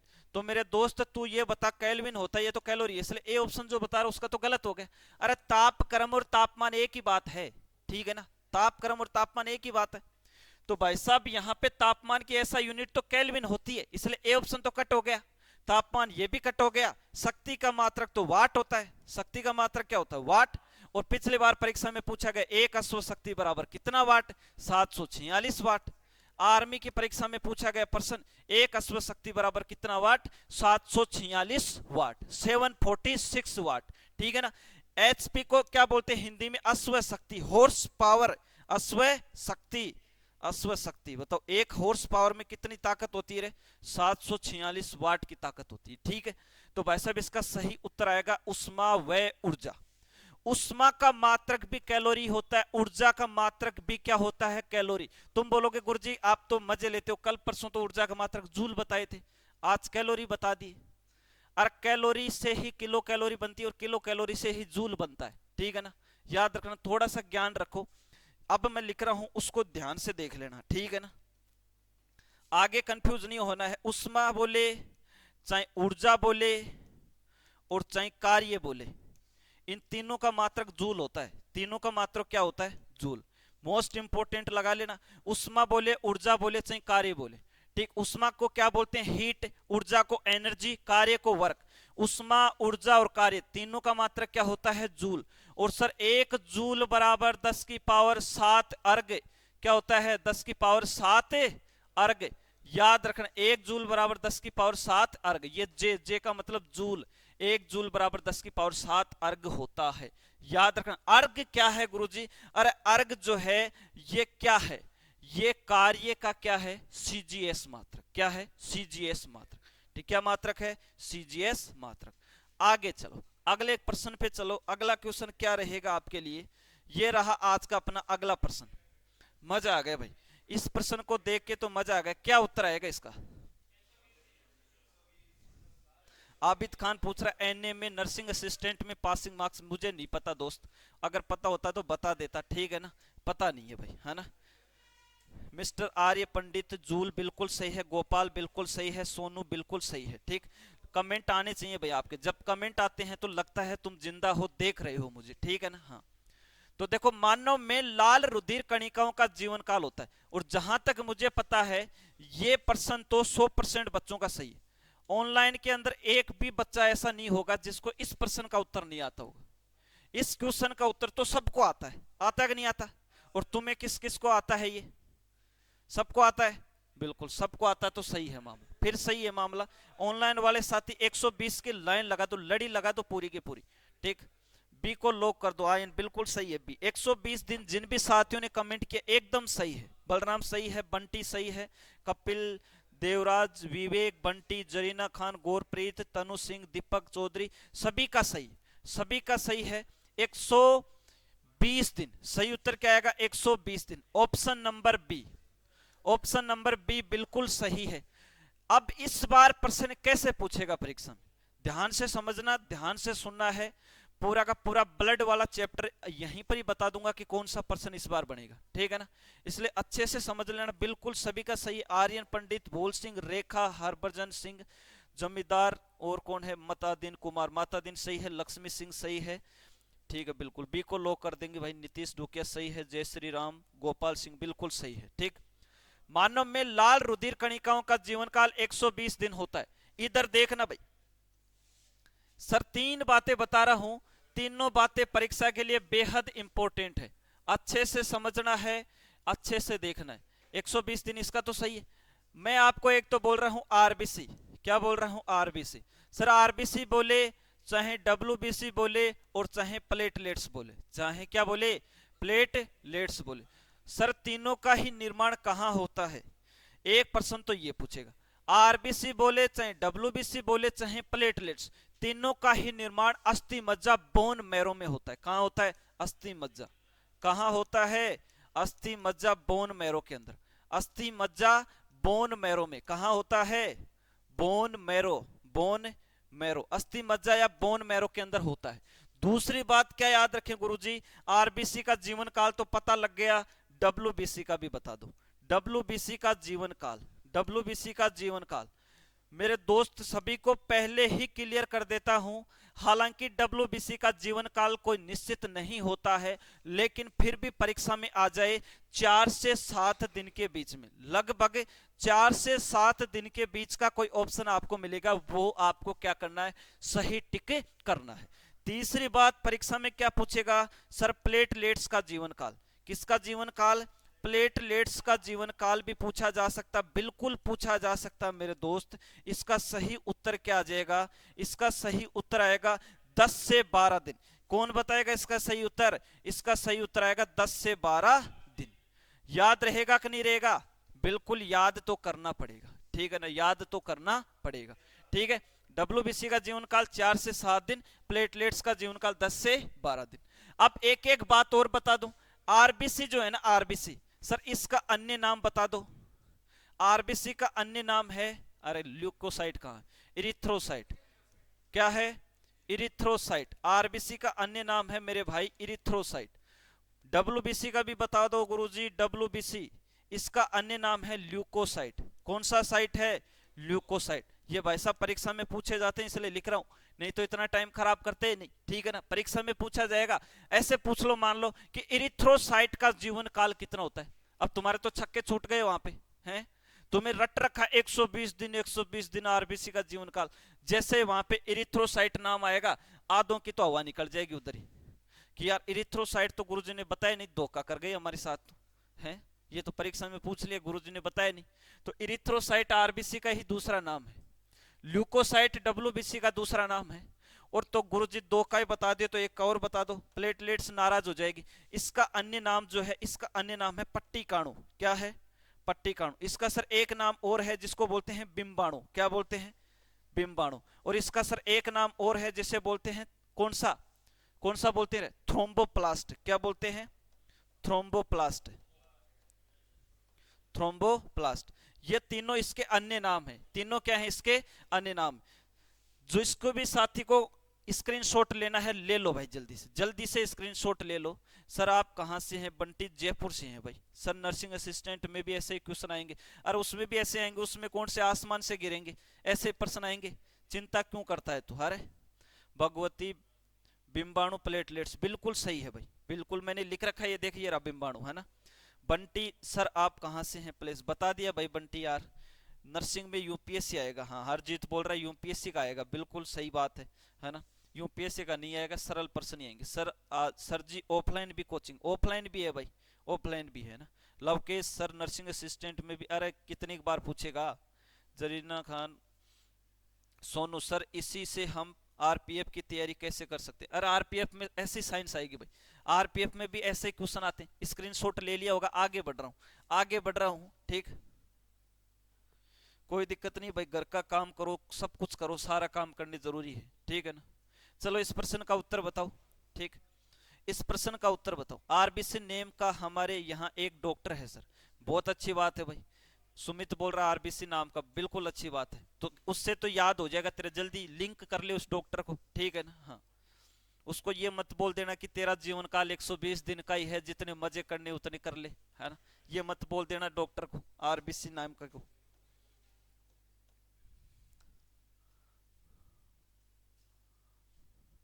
इस प्रश्न का उत्तर क्या आएगा, ये तो सबसे सरल प्रश्न है, ऑनलाइन वाले साथी सभी कमेंट करेंगे भाई इस प्रश्न का उत्तर। भाई साहब बेहद सरल और आसान प्रश्न है। मनुष्य में गुणसूत्र होते हैं, कितने होते हैं, 46। लेकिन प्रश्न ऐसे आएगा क्या, ऐसे प्रश्न कतई नहीं आएगा। प्रश्न इस बार परीक्षा में आएगा वो लिख रहा हूं मैं बोर्ड पे। सर परीक्षा में इस बार प्रश्न आएगा मनुष्य में, प्रश्न इस बार परीक्षा में आएगा मनुष्य में अलिंग गुणसूत्रों की संख्या कितनी होती है, ये प्रश्न आएगा परीक्षा में। अलिंग गुणसूत्रों की संख्या, अलिंग गुणसूत्रों की संख्या। सर मनुष्य में अलिंग गुणसूत्रों की संख्या, ऐसे प्रश्न आएगा इस बार परीक्षा में। क्या कर लोगे तुम, फिर दिक्कत हो जाएगी, इसलिए तो पढ़ो तुम गुरुजी से। ठीक भाई साहब, मनुष्य में अलिंग गुणसूत्रों की संख्या, अलिंग गुणसूत्रों की संख्या होती है 44। क्या होती है? 44। अलिंग गुणसूत्र वे गुणसूत्र जिनका सिर्फ और सिर्फ काम है शरीर का निर्माण करना। ठीक है, तो ए और प्रश्न क्या इस बार प्रश्न परीक्षा में आएगा, मनुष्य में काय गुणसूत्रों की संख्या। कौन से? काय गुणसूत्रों की संख्या, ऐसे प्रश्न आएंगे इस बार परीक्षा में। ठीक, काय गुणसूत्रों की संख्या, काय गुणसूत्रों की संख्या कितनी होती है? 44। कितनी बतानी है? 44। और ये मानव शरीर की बात हो रही है पूरी की पूरी, तुम्हारे बॉडी की बात हो रही है। तुम्हारे ही बॉडी के अंदर अलिंग गुणसूत्र 44 हैं, तुम्हारी बॉडी के अंदर काय गुणसूत्र 44। ये काय गुणसूत्र क्या होता है गुरुजी? काय गुणसूत्र और अलिंग गुणसूत्र दोनों एक ही चीज है। वे गुणसूत्र जिनका जिनका जिनका सीधा और सीधा निर्माण क्या हो, जिनका कार्य सिर्फ और सिर्फ शरीर का निर्माण करने का हो। क्या हो? शरीर का निर्माण करने का हो। सर दो गुणसूत्र और हैं जिनको आपको याद रखना है। क्या है? मनुष्य में लिंग गुणसूत्रों की संख्या, मनुष्य में लिंग गुणसूत्रों की संख्या, मनुष्य में लिंग गुणसूत्रों की संख्या। लिंग गुणसूत्रों की संख्या कितनी है मेरे दोस्त? लिंग गुणसूत्रों की संख्या है मेरे दोस्त 2। कितनी है? 2। 2 याद रखना, मनुष्य में लिंग गुणसूत्र सिर्फ 2 ही हैं जो क्या करते हैं? लिंग का निर्धारण। एक्स गुणसूत्र है महिला है, बालिका है, और अगर वाई गुणसूत्र है बालक है, पुरुष है, बस। ठीक है ना? तो अगर आपसे पर्टिकुलर ये लिख के बोले कि लिंग गुणसूत्रों की संख्या कितनी है मनुष्य में, तो 2 बतानी है। कितनी बतानी है? 2 बतानी, गलती नहीं करनी है। अब मेरे दोस्त ये बता, अगर जोड़ी में पूछ ले तो, आपसे ऐसे पूछ ले, जोड़ी में पूछ ले, मनुष्य में अलिंग गुणसूत्रों की संख्या कितने जोड़ी होती है, तो भाई साहब 22 जोड़ी। 44 को क्या लिखूंगा? 22 जोड़ी। गलती नहीं करनी। जोड़ी में पूछ ले तो 44 का आधा 22 जोड़ी। आपसे पूछ ले मनुष्य में काय गुणसूत्रों की संख्या, जोड़ी में पूछ ले तो भाई साहब 22 जोड़ी। कितनी बताओगे? 22 जोड़ी। लेकिन ये बड़ा इंपॉर्टेंट है, ये बड़ा इंपॉर्टेंट है मेरी तरफ से, तो बड़ा वेरी इंपॉर्टेंट लगा सकते हो तुम। ठीक है ना?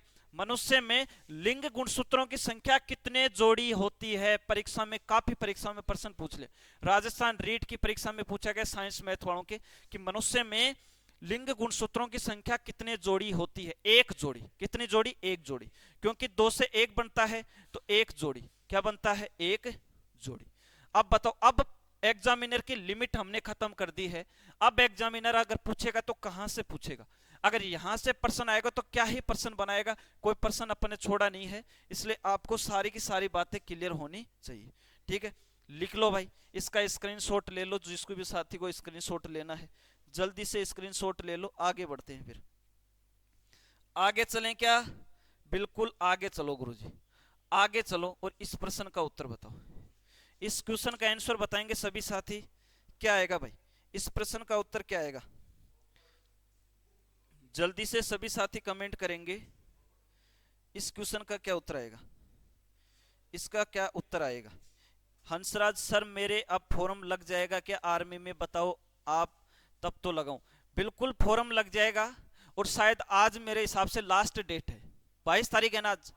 भाई साहब आज लास्ट डेट है, जो भी मुझे सुन पा रहा है 22 मार्च आज आर्मी के फॉर्म की लास्ट डेट है। आज आर्मी के फॉर्म की लास्ट डेट है। जो भी मेरे साथी मेरे को सुन पा रहे हैं, देख रहे हैं, भाई साहब अगर फॉर्म नहीं लगाया है तो जरूर से फॉर्म लगा दो। लास्ट डेट है आज। कितनी डेट है? लास्ट डेट है। इसके बाद में आपका फॉर्म नहीं लगेगा, फौजी बनने का सपना पूरा नहीं होगा। ठीक है ना? इसलिए जिन्होंने नहीं लगाया जरूर से लगाएं। और मात्र 1 महीना परीक्षा का बचा है। 22 मार्च में 1 महीना जोड़ोगे, कितने पे पहुंच गए? 22 अप्रैल। और 22 अप्रैल को क्या है? एग्जाम है। क्या है? त्योहार है। त्योहार है आर्मी वालों का। ठीक, जो बढ़िया करेगा वो बढ़िया त्योहार मनाएगा, नहीं तो दुख मनाएगा। ठीक, इसलिए तुम्हारे पास 1 महीने का टाइम है। पूरी 1 महीने का मतलब है सर 30 दिन। कितने दिन? 30। और भाई साहब इसको 24 से गुणा करूंगा तो 24 इंटू 3 कितना होता है 0, 3 चौक 12, 1 3 दूनी 6 और 1 7। भाई साहब 720 घंटे हैं। कितने घंटे हैं? 720 घंटे मात्र और मात्र परीक्षा होने में। मात्र 720 घंटे बचे हैं परीक्षा होने में, परीक्षा हॉल में बैठने के लिए। अब इस 720 घंटे को आप किस प्रकार से यूटिलाइज करते हो और अपने जीवन में कैसे सुधार लाते हो वो आपके ऊपर डिपेंड करता है, ठीक है ना। इसलिए बहुत भयंकर तैयारी करनी है। अगर ये एक महीना बहुत अच्छे से पढ़ लिए, ये 720 घंटे अगर अच्छे से पढ़ लिए ना, तो आने वाले जो 60 साल हैं उनके अंदर जो तुमने अभी देखो आधों ने 20 होलियां तो फूक दी होंगी क्योंकि सब 20 साल के हैं, ठीक। तो आने वाली जो तुम्हारी 40 होलियां है ना, 40 होली, ठीक, एवरेज इंसान की उम्र जो है वो 60 साल मानी गई। ये 40 होली बहुत अच्छे से मन जाएंगे अगर इस होली को ढंग से पढ़ लिया तो, ठीक है ना। और तुम्हारा मन ये रहा कि बस मैं तो होली मना लूं, पढ़ूं नहीं, ठीक है ना, तो मामला दिक्कत में आ जाएगा, ठीक है ना। इसलिए मेन मेरा उद्देश्य ये कि 22 अप्रैल, आज 22 मार्च लास्ट डेट है। जिन भी साथियों ने फॉर्म नहीं लगाया है जल्दी से मित्र की दुकान पे जाएं, फॉर्म लगाएं और वो फॉर्म अपने पास रखें। 7 दिन पहले आपको एग्जाम सिटी घोषित की जाएगी, वहां से आप देख लेना कौन से एग्जाम सिटी में आपका फॉर्म जो है एग्जाम होने वाला है। 2-3 दिन पहले ही आपको रिजर्वेशन करवा के शांति से ठंडे दिमाग से पेपर को सोल्व करना है, ठीक। आपका सपना पक्का से पूरा हो जाएगा, ठीक है। तो भाई साहब इस प्रश्न का उत्तर बता दो अब क्या आएगा। इस प्रश्न का सही उत्तर क्या आएगा भाई साथियों? इसका सही उत्तर क्या आएगा? सर इस आर्मी में कितने पोस्ट हैं? मेरे दोस्त पोस्ट आर्मी के अंदर नहीं बताई जाती हैं, ठीक है ना। कोशिका शब्द दिया गया था तो भाई साहब रॉबर्ट हुक ने सन 1665 में, कब रे? सन 1665 में रॉबर्ट हुक ने मृत कोशिका की खोज की। किसकी खोज की? डेड सेल की, डेड सेल की, मृत कोशिका। मृत कोशिका की खोज सन 1665 में रॉबर्ट हुक ने की। ये रॉबर्ट हुक ही वो वैज्ञानिक है जिसने कोशिका भित्ति की खोज की है। किसकी खोज की है? कोशिका भित्ति की खोज की है रॉबर्ट हुक ने। बड़ा काम का आदमी था, ठीक। बीजमैन, बीजमैन ने बीज कोषों का सिद्धांत दिया है। बीज कोषों का सिद्धांत दिया है किसने? बीजमैन। बीज कोषों का सिद्धांत किसने दिया है? परीक्षा में पूछ ले तो हम तो गलत करेंगे ही नहीं, बीजमैन ने दिया है। सर डार्विन ने विकासवाद का सिद्धांत दिया। किसका सिद्धांत दिया है? विकासवाद का सिद्धांत। किसका दिया है? विकासवाद का सिद्धांत। विकासवाद का सिद्धांत किसने दिया है? डार्विन ने दिया है। और सर एक और है रॉबर्ट ब्राउन जिसने केंद्रक की खोज की है, न्यूक्लियस की खोज की। केंद्रक की खोज किसने की है? Robert brown. अब बताओ प्रश्न गलत हो गया क्या? कतई नहीं होगा, ठीक, बिल्कुल भी प्रश्न गलत नहीं होगा हमारा। कोशिका शब्द रॉबर्ट हुक ने सन 1665 में दिया, मृत कोशिका की खोज की, ठीक है। बीजमैन ने बीज कोषों का सिद्धांत दिया, रॉबर्ट ब्राउन ने केंद्रक की खोज की और डार्विन ने विकासवाद का सिद्धांत दिया। अब कोई दिक्कत? आगे चलते हैं, आगे चलते हैं अगले प्रश्न पे। कोशिका भित्ति रॉबर्ट हुक, इंद्रेश बिल्कुल सही है सर। ये क्लास से एनडीए में आता है। एनडीए में आए या नहीं आए इतना मुझे पता है कि अगर ये क्लास तू ले लेगा तेरा बेस बड़ा मजबूत हो जाएगा, ठीक है ना। साइंस में आने वाला प्रश्न गलत नहीं होगा, ठीक है ना। इसलिए क्लास को अच्छे से देखना भाई। सिर्फ प्लेटलेट्स का जीवन काल 7 से 10 दिन होता है। 7 से मैंने 10 से 12 दिन लिखवाया है, वहीं तेरे को ध्यान में रखना है ना, ठीक है ना। वहीं आपको याद रखना, कोई दिक्कत नहीं है। 7 से 10 दिन, 10 से 12 दिन एक ही बात है, ठीक। बाकी एग्जैक्ट जहां तक मैं बता रहा हूं 10 से 12 दिन ही होता है, ठीक। आगे चले भाई। डीएनए संरचना की खोज किसने की थी? डीएनए संरचना की खोज किसने की थी?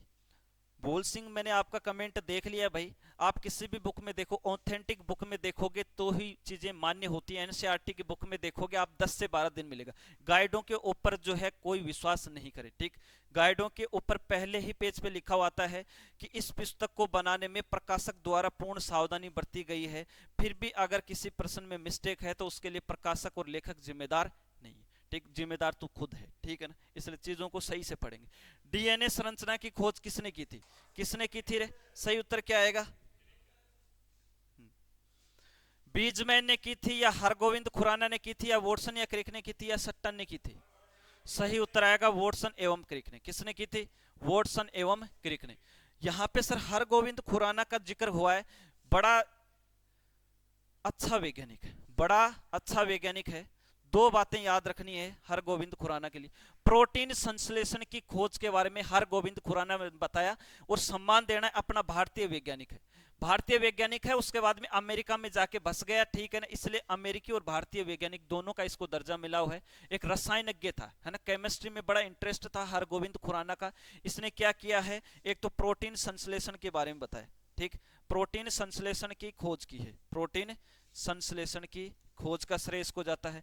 एक सर इसने बताया है आनुवांशिक कूट का सिद्धांत किसने दिया है, आनुवांशिक कूट, आनुवांशिक कूट के बारे में हरगोविंद खुराना ने बताया है।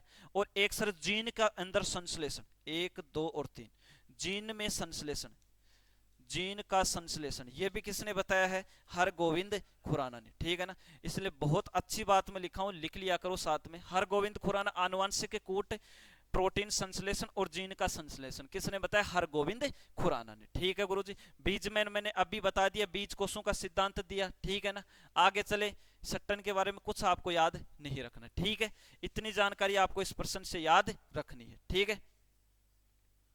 अज्जू फर्स्ट सेल हार्ट पैराथायराइड, क्या पूछ रहा है भाई, 100+, बिल्कुल 100+। हरगोविंद प्रोटीन, बिल्कुल रेखा सही है। इंद्रेश यादव 111+। चलो इस प्रश्न का उत्तर बताओ, जीव विज्ञान के पिता कौन है। मैं प्रत्येक प्रश्न की डिटेल बताने के बाद में साइड में इसलिए होता हूं ताकि आप वीडियो के अंदर जो चीजें मैंने लिखी हैं बोर्ड पे उसका स्क्रीनशॉट ले सके, ठीक, ले लिया करो। उसके बाद में आराम से शांति से बैठ के कॉपी में लिख लिया करो। प्रश्न यहीं से आने हैं, अलग से कोई प्रश्न बनेंगे नहीं, ठीक। इतने मैं बता सकता हूं कि अगर ये प्रश्न आपने कर लिया, आपका माइंड जो है, आपका माइंड इतना डेवलप हो जाएगा कि परीक्षा में आने वाले प्रश्न तुम अपने स्वयं विवेक से ही हल कर दोगे, ठीक है ना। तो बताओ जीव विज्ञान के पिता कौन है, सभी साथी कमेंट करेंगे। हरगोविंद खुराना को नोबेल पुरस्कार मिला, बहुत सही बात है, मिला हुआ है भाई, ठीक है ना। हाँ, जीव विज्ञान के पिता या जनक कौन है, सर अरस्तु हैं। कौन है, अरस्तु। तो बताओ इनके बारे में भी बता दो, इसके बारे में कुछ याद नहीं रखना है। थियोफ्रेस्टस, सर थियोफ्रेस्टस, इसे वनस्पति विज्ञान का जनक कहा जाता है। क्या कहा जाता है, वनस्पति विज्ञान का जनक। वनस्पति विज्ञान का जनक किसे कहा जाता है, थियोफ्रेस्टस को। वनस्पति विज्ञान का जनक किसे कहा जाता है, थियोफ्रेस्टस को कहा जाता है। और ग्रिगोयर जोहान मेंडल, आनुवांशिकता का सिद्धांत, आनुवांशिकता का सिद्धांत या आनुवांशिकी का जनक, आनुवांशिकी का जनक, आनुवांशिकी का जनक, आनुवांशिकी का जनक कौन है, ग्रिगोयर जोहान मेंडल। आनुवांशिकी का जनक कौन है, ग्रिगोयर जोहान मेंडल, पूरा नाम है। आनुवांशिकी का जनक थियोफ्रेस्टस, वनस्पति विज्ञान का जनक, जीव विज्ञान का जनक अरस्तु। अब 2 और बच गए, उनको क्या छोड़ेंगे, उनको भी लिखेंगे। एक है रसायन विज्ञान, केमिस्ट्री का पिता कौन है, रसायन विज्ञान, मेरे दोस्त रसायन विज्ञान का जनक है लेवोजियर।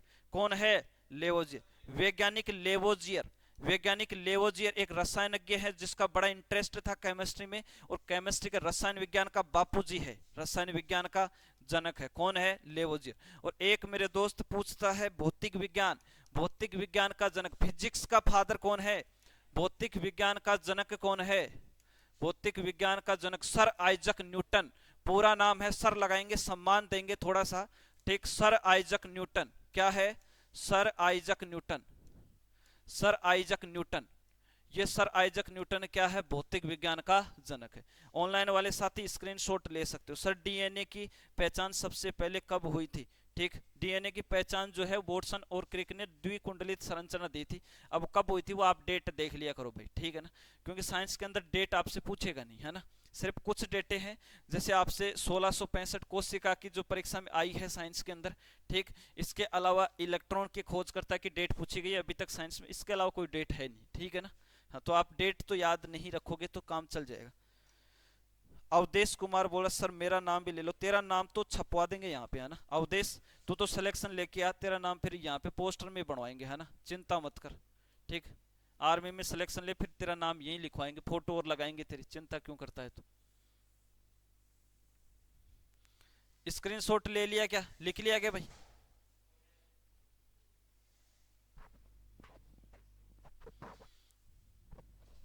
बंटी कुमार ये क्लास कितनी देर चलेगी, बंटी ये क्लास जो है जब तक अपने प्रश्न पूरे नहीं होंगे, लगभग 2 घंटे तो मान के चल, 2 घंटे तो चलेगी, है ना।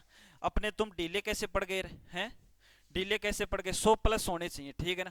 पूरी क्लास देखनी, आपके लिए क्लास ले रहा हूं मैं, ठीक है ना। पूरी क्लास देखनी है, रुकना नहीं है, थमना नहीं है, ठीक है ना। न तो रुकेंगे और न ही हिम्मत हारी है, अभी तो शुरुआत की है, संघर्ष अभी जारी है, ठीक है ना। हाँ, तो लगातार पढ़ते रहना, ठीक। स्क्रीनशॉट ले लिया है, आगे चलते हैं अगला प्रश्न। अगला प्रश्न ये रहा आपके लिए, जल्दी से बताएंगे क्या उत्तर आएगा। इस प्रश्न का क्या उत्तर आएगा भाई, इसका उत्तर क्या आएगा।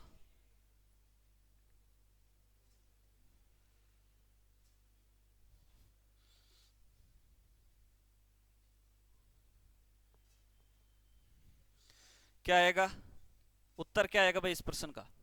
अमीबा किस विधि से जनन करता है, अमीबा किस विधि से जनन करता है। द्विखंडन विधि या मुकुलन विधि या बहुविखंडन विधि या इनमें से कोई नहीं। पहले तो अमीबा कैसा जीव, अमीबा एक कोशिकीय जीव, कैसा है, अमीबा एक कोशिकीय जीव है। एक तो ये बात याद रखना, अमीबा एक कोशिकीय जीव है, अमीबा एक कोशिकीय जीव है। दूसरी बात, अमीबा जो है एक कोशिकीय जीव तो है ही, और अमीबा जो है वो द्विखंडन विधि द्वारा क्या करता है, जनन। अमीबा जो है वो द्विखंडन विधि द्वारा क्या करता है, जनन करता है। इतनी बात आपको याद रखनी है, ठीक है ना। एक शायरी अब तुम्हारे लिए मैं सुना रहा हूं, ठीक, ध्यान से सुनना है। देखो प्रश्न क्या है, तुम्हारे लिए है, ठीक है ना। हाँ, तुम्हारे लिए है प्रश्न, ये शायरी है। गांव की गलियां आजकल उदास हो गई हैं, ठीक। हाँ, गांव की गलियां आजकल उदास हो गई हैं, अच्छे से सुनना है।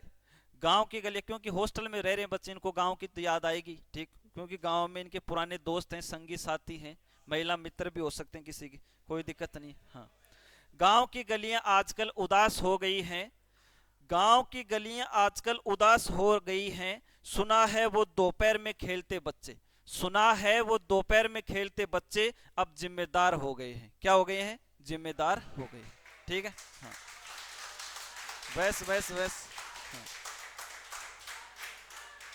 बस बस बस, ठीक है। चलो इसका बताओ, इस प्रश्न का बताओ, इस प्रश्न का उत्तर बताओ, एक और सुनाएंगे फिर, है ना। हाँ, निमोनिया किस अंग को प्रभावित करता है, निमोनिया किस अंग को प्रभावित करता है। निमोनिया किस अंग को प्रभावित करता है, फेफड़े को या हृदय को या जिगर को या गुर्दे को। निमोनिया जो है वो फेफड़े को प्रभावित करता है, किसको प्रभावित करता है, फेफड़े को। इंग्लिश में क्या बोलते हैं, लंग्स, किसको क्या बोलते हैं, लंग्स, ठीक है ना। फेफड़े जो है उसको प्रभावित करता है निमोनिया, ठीक। और अगर फेफड़े ऑप्शन में नहीं आए ना और निमोनिया पूछ ले, निमोनिया किस अंग को प्रभावित करता है, तो आपको क्या बताना है, श्वसन तंत्र को, ठीक, श्वसन तंत्र को। अगर फेफड़े ऑप्शन में नहीं है तो सही उत्तर क्या देना है, श्वसन तंत्र। श्वसन तंत्र को भी प्रभावित कौन करता है, निमोनिया। याद रहेगा क्या रहे, निमोनिया किसको प्रभावित करेगा, श्वसन तंत्र को, यह भी याद रखना। क्या होता है ये निमोनिया, क्या होता है इसमें, निमोनिया क्या होता है। छोटे बच्चों में है ना, छोटे बच्चे और जो बुजुर्ग आदमी है ना, उनमें निमोनिया ज्यादा होता है, ठीक है ना। खुश खुश खुश खुश करते रहते हैं पूरे दिन, ठीक है ना। हाँ, पहले क्या होती है, पहले खांसी होती है, और खांसी अगर ज्यादा दिन तक रह जाए तो निमोनिया बन जाता है। फिर फेफड़े जो है ना, फेफड़े लंग्स जो है, फेफड़े, यहाँ के अंदर क्या होता है, फेफड़ों के अंदर कफ जम जाता है, क्या जम जाता है, कफ, ठीक है ना, कफ जम जाता है भाई साहब, ठीक। और ज्यादा दिन तक अगर इलाज नहीं करवाते हैं तो डॉक्टर क्या करेगा, फिर पाइप डाल के और वहां पे उस कप को खींचता है मशीन से, ठीक है ना। बड़ा भयानक रोग है निमोनिया, ठीक है ना, याद रखें, इसलिए इससे बचें, निमोनिया से बचें। अगला प्रश्न देखते हैं, ये दोबारा आ गया, ये रहा अपना अगला प्रश्न। निम्न में से कौन सा अंतःस्रावी ग्रंथि नहीं है, अंतःस्रावी ग्रंथि नहीं है, कौन सा नहीं है, इसका सही उत्तर क्या आएगा, क्या आएगा भाई इसका उत्तर।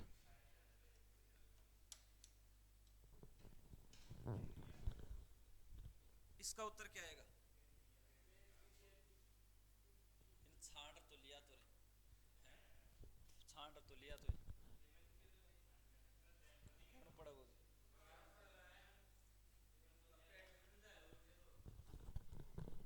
चलो इसका उत्तर बताओ। छोटे बच्चों में होता है, अभिषेक बिल्कुल सही है, भोल सिंह बिल्कुल सही है, ठीक, दिलीप सही है, हिमांशु कांथारे इतनी देर बी ऑप्शन सही है, रिंकू यादव सी ऑप्शन सही। इसका उत्तर बताओ, निम्न में से कौन सा अंग अंतःस्रावी ग्रंथि नहीं। अभी तक मेरी दृष्टि से बहुत अच्छा प्रश्न है, ठीक है ना। कौन सा अंग अंतःस्रावी ग्रंथि नहीं है? दो प्रकार की ग्रंथियां होती है, दोनों में अंतर क्या है भाई? एक तो होती है अंतःस्रावी ग्रंथि, एक होती है बहिस्रावी ग्रंथि, और एक और होती है जिसको बोलते हैं मिश्रित ग्रंथि। अंतःस्रावी ग्रंथि एंडोक्राइन ग्लैंड्स, बहिस्रावी ग्रंथि एक्सोक्राइन ग्लैंड्स, और मिश्रित ग्रंथि मिक्स्ड ग्लैंड, ठीक है ना। अंतःस्रावी ग्रंथियां वे ग्रंथियां जो अपना प्रभाव, वे ग्रंथियां जो अपना प्रभाव रक्त के माध्यम से, अपना प्रभाव मतलब जो हार्मोनों का स्रावण रक्त के माध्यम से करती है, अंतःस्रावी ग्रंथियां कहलाती। मान लो मेरे खोपड़ी के अंदर कौन सी ग्रंथि है? पीयूष ग्रंथि। अब पीयूष ग्रंथि को हार्मोन का स्रावण पैर के अंदर करना है, तो क्या पीयूष ग्रंथि यहां से उठ के पैर में जाएगी? क्या नहीं। पीयूष ग्रंथि ब्लड का सर्कुलेशन पूरे शरीर के अंदर होता रहता है, जैसे ही ब्लड खोपड़ी में जाएगा, पीयूष ग्रंथि क्या करेगी? उस ब्लड के साथ में हार्मोन डाल देगी अपना। और पीयूष ग्रंथि के तुम्हें पता है सबसे ज्यादा हार्मोन है, इसलिए पीयूष ग्रंथि को मास्टर ग्रंथि भी कहते हैं। पीयूष ग्रंथि क्या करेगी? उस ब्लड में अपना हार्मोन डाल देगी, और जिस अंग को उस हार्मोन की जरूरत होगी वो अंग उस हार्मोन को कैच कर लेगा। इस प्रकार से अंतःस्रावी ग्रंथियां क्या करती हैं? अपने हार्मोनों का स्रावण रक्त के माध्यम से करती हैं। बहिस्रावी ग्रंथि में क्या होता है? Exocrine glands. बहिस्रावी ग्रंथियां वे ग्रंथियां जिनके अंदर नलिका होती है, जिनमें क्या होती है? नलिका होती है, तथा अपने हार्मोन का स्रावण, बहिस्रावी ग्रंथियां हैं वो हार्मोनों का स्रावण नहीं करती हैं। किसका करती है? एंजाइम का। किसका करती है? एंजाइम का। अंतःस्रावी ग्रंथियां हार्मोनों का स्रावण करती हैं, बहिस्रावी ग्रंथि एंजाइम का स्रावण करती हैं। वे ग्रंथियां जो अपने एंजाइम का स्रावण डायरेक्ट नलिका के माध्यम से लक्षित स्थान तक पहुंचा देती हैं, बहिस्रावी ग्रंथियां कहलाती हैं। मिक्स ग्लैंड या मिश्रित ग्रंथि वे ग्रंथि जो अग्नाशय ग्रंथि और बहिस्रावी ग्रंथि, सॉरी अग्नाशय नहीं, अंतःस्रावी, अंतःस्रावी और बहिस्रावी दोनों के समान कार्य करती है, मिश्रित ग्रंथि कहलाती है। याद रहनी चाहिए इतनी बात। अब यहां पे पूछा कौन सा अंतःस्रावी ग्रंथि नहीं है?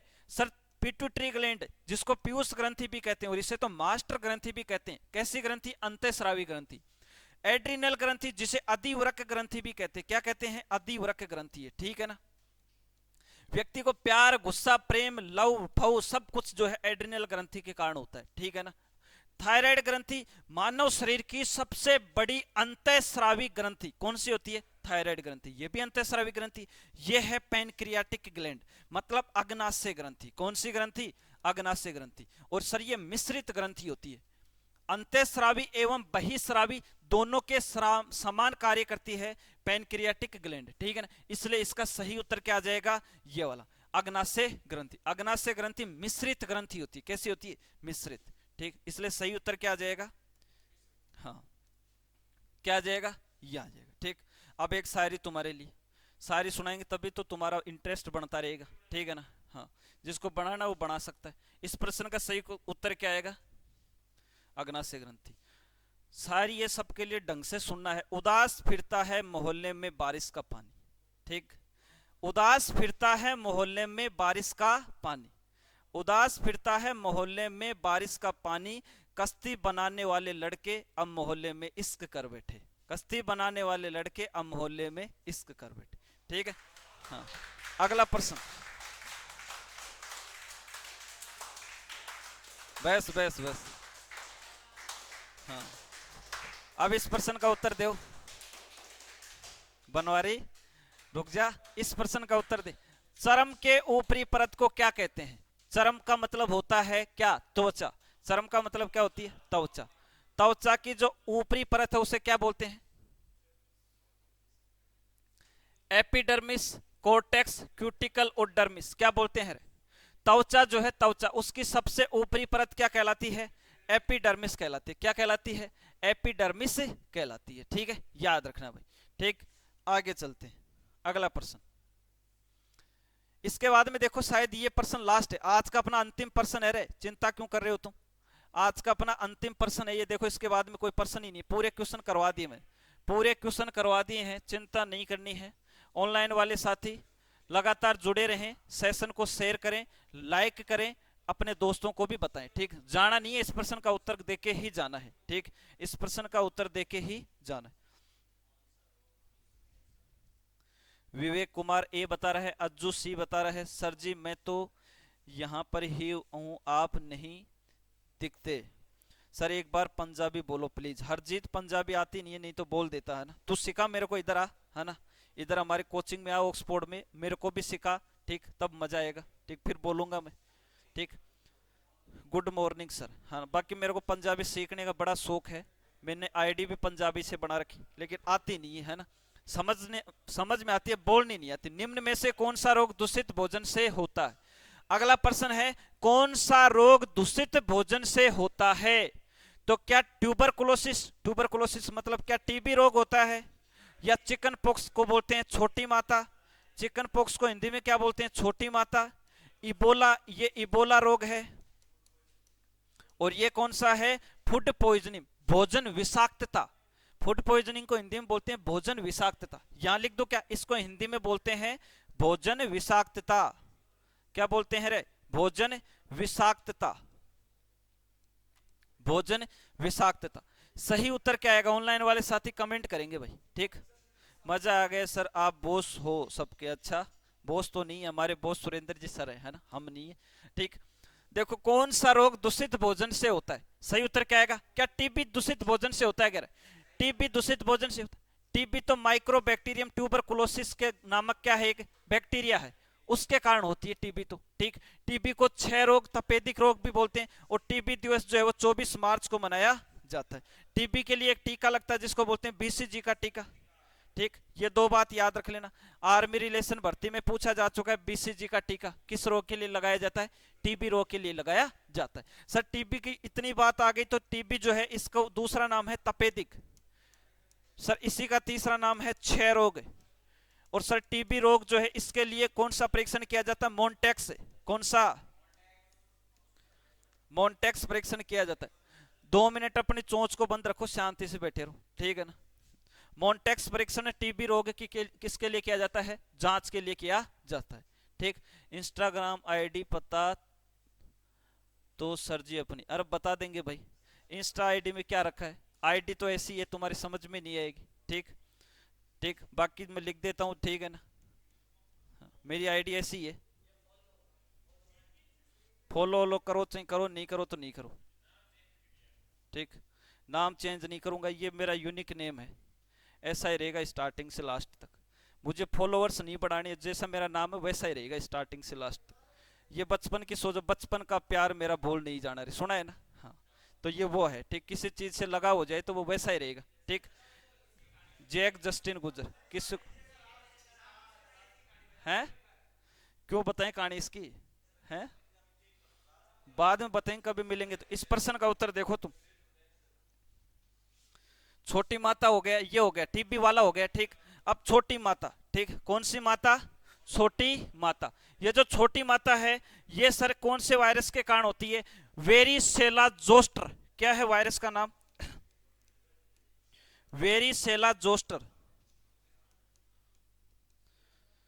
वेरिसेला जोस्टर नामक वायरस के कारण कौन सा रोग होता है, छोटी माता, स्मॉल पॉक्स बोलते हैं। इस रोग के कारण शरीर पर अस्थायी चकत्ते बनते, कैसे बनते हैं, अस्थायी चकत्ते बनते हैं। इबोला सर वायरस के कारण होता है, इबोला वायरस के कारण, ठीक।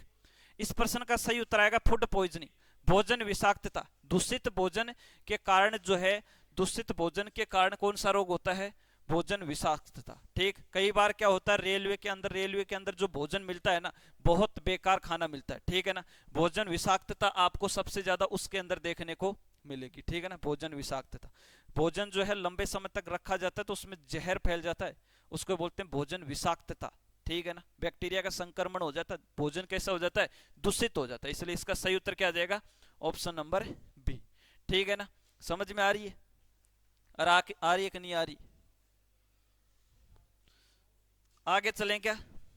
देखो आज के अपने पूरे प्रश्न कंप्लीट हो गए हैं, जो भी ऑनलाइन वाले साथी जुड़े हैं वो सब बताएंगे कि आज का सेशन आपको कैसा लगा, सभी कमेंट करके बताएंगे आज का सेशन आपको कैसा लगा। उसी के साथ में क्या बोलेंगे, उसी के साथ में सभी जो है वो जय हिंद टाइप करेंगे भाई, सभी ऑनलाइन वाले साथी जय हिंद टाइप करेंगे, ठीक। सेशन के लास्ट में जय हिंद टाइप करेंगे। और बता देता हूं 12 घंटे की मैराथन क्लास कब आने वाली है, 25 मार्च को। 25 मार्च को 12 घंटे की मैराथन क्लास आने वाली है, जल्दी ही साइंस मैथ्स और रीजनिंग की 12 घंटे की मैराथन क्लास लॉन्च की जाएगी, ठीक, जिसमें साइंस मैथ्स और रीजनिंग के प्रश्न होंगे, ठीक है ना। बिल्कुल मैं ले लूंगा, वो कोई दिक्कत है नहीं, ठीक। तो आज का सेशन आपको कैसा लगा, एक ये बात याद रखनी है और एक जय हिंद आपको टाइप करनी है, ठीक है। उसके बाद में अपन क्लास को आज यहीं पे देंगे विराम, ठीक है। तो जो भी साथी जुड़े हैं, ठीक, ऑनलाइन जुड़ने के लिए 1 घंटे 40 मिनट का समय अपना हो गया है। सभी का बहुत बहुत धन्यवाद, आपका आभार, ठीक, कि आप इतने समय तक जुड़े, ठीक है। मैं आपके कमेंट देख लेता हूं एक बार। टाइम क्या है सर, मैथ की क्लास चलेगी सर, आप भी लेना, हाँ मैं भी लूंगा भाई, चिंता मत कर, है ना। सर ए होगा, बिल्कुल सही है। अजय पाल जय हिंद सर, अतुल जय Hind sir, Rakesh love you sir, Sumit जय हिंद सर, सभी का धन्यवाद, सभी का धन्यवाद। ये जो अपनी मैराथन क्लास आने वाली है ना सर, इसका टाइम है सुबह 11 बजे से शाम को 11 बजे तक, सुबह 11 बजे से शाम को 11 बजे तक, पूरे के पूरे 12 घंटे रहेगी, है ना। ये मैंने टाइम भी बता दिया आपको, ध्यान रहे, ठीक है ना। एक बार फिर से मेरी और ऑक्सफोर्ड परिवार की तरफ से सभी साथियों को होली के पावन पर्व की हार्दिक शुभकामनाएं। आशा करूंगा कि आपके परिवार के साथ आपकी होली बहुत ही हर्षोल्लास के साथ मनाई जाए। आज के लिए इतना ही। जय हिंद, वंदे मातरम।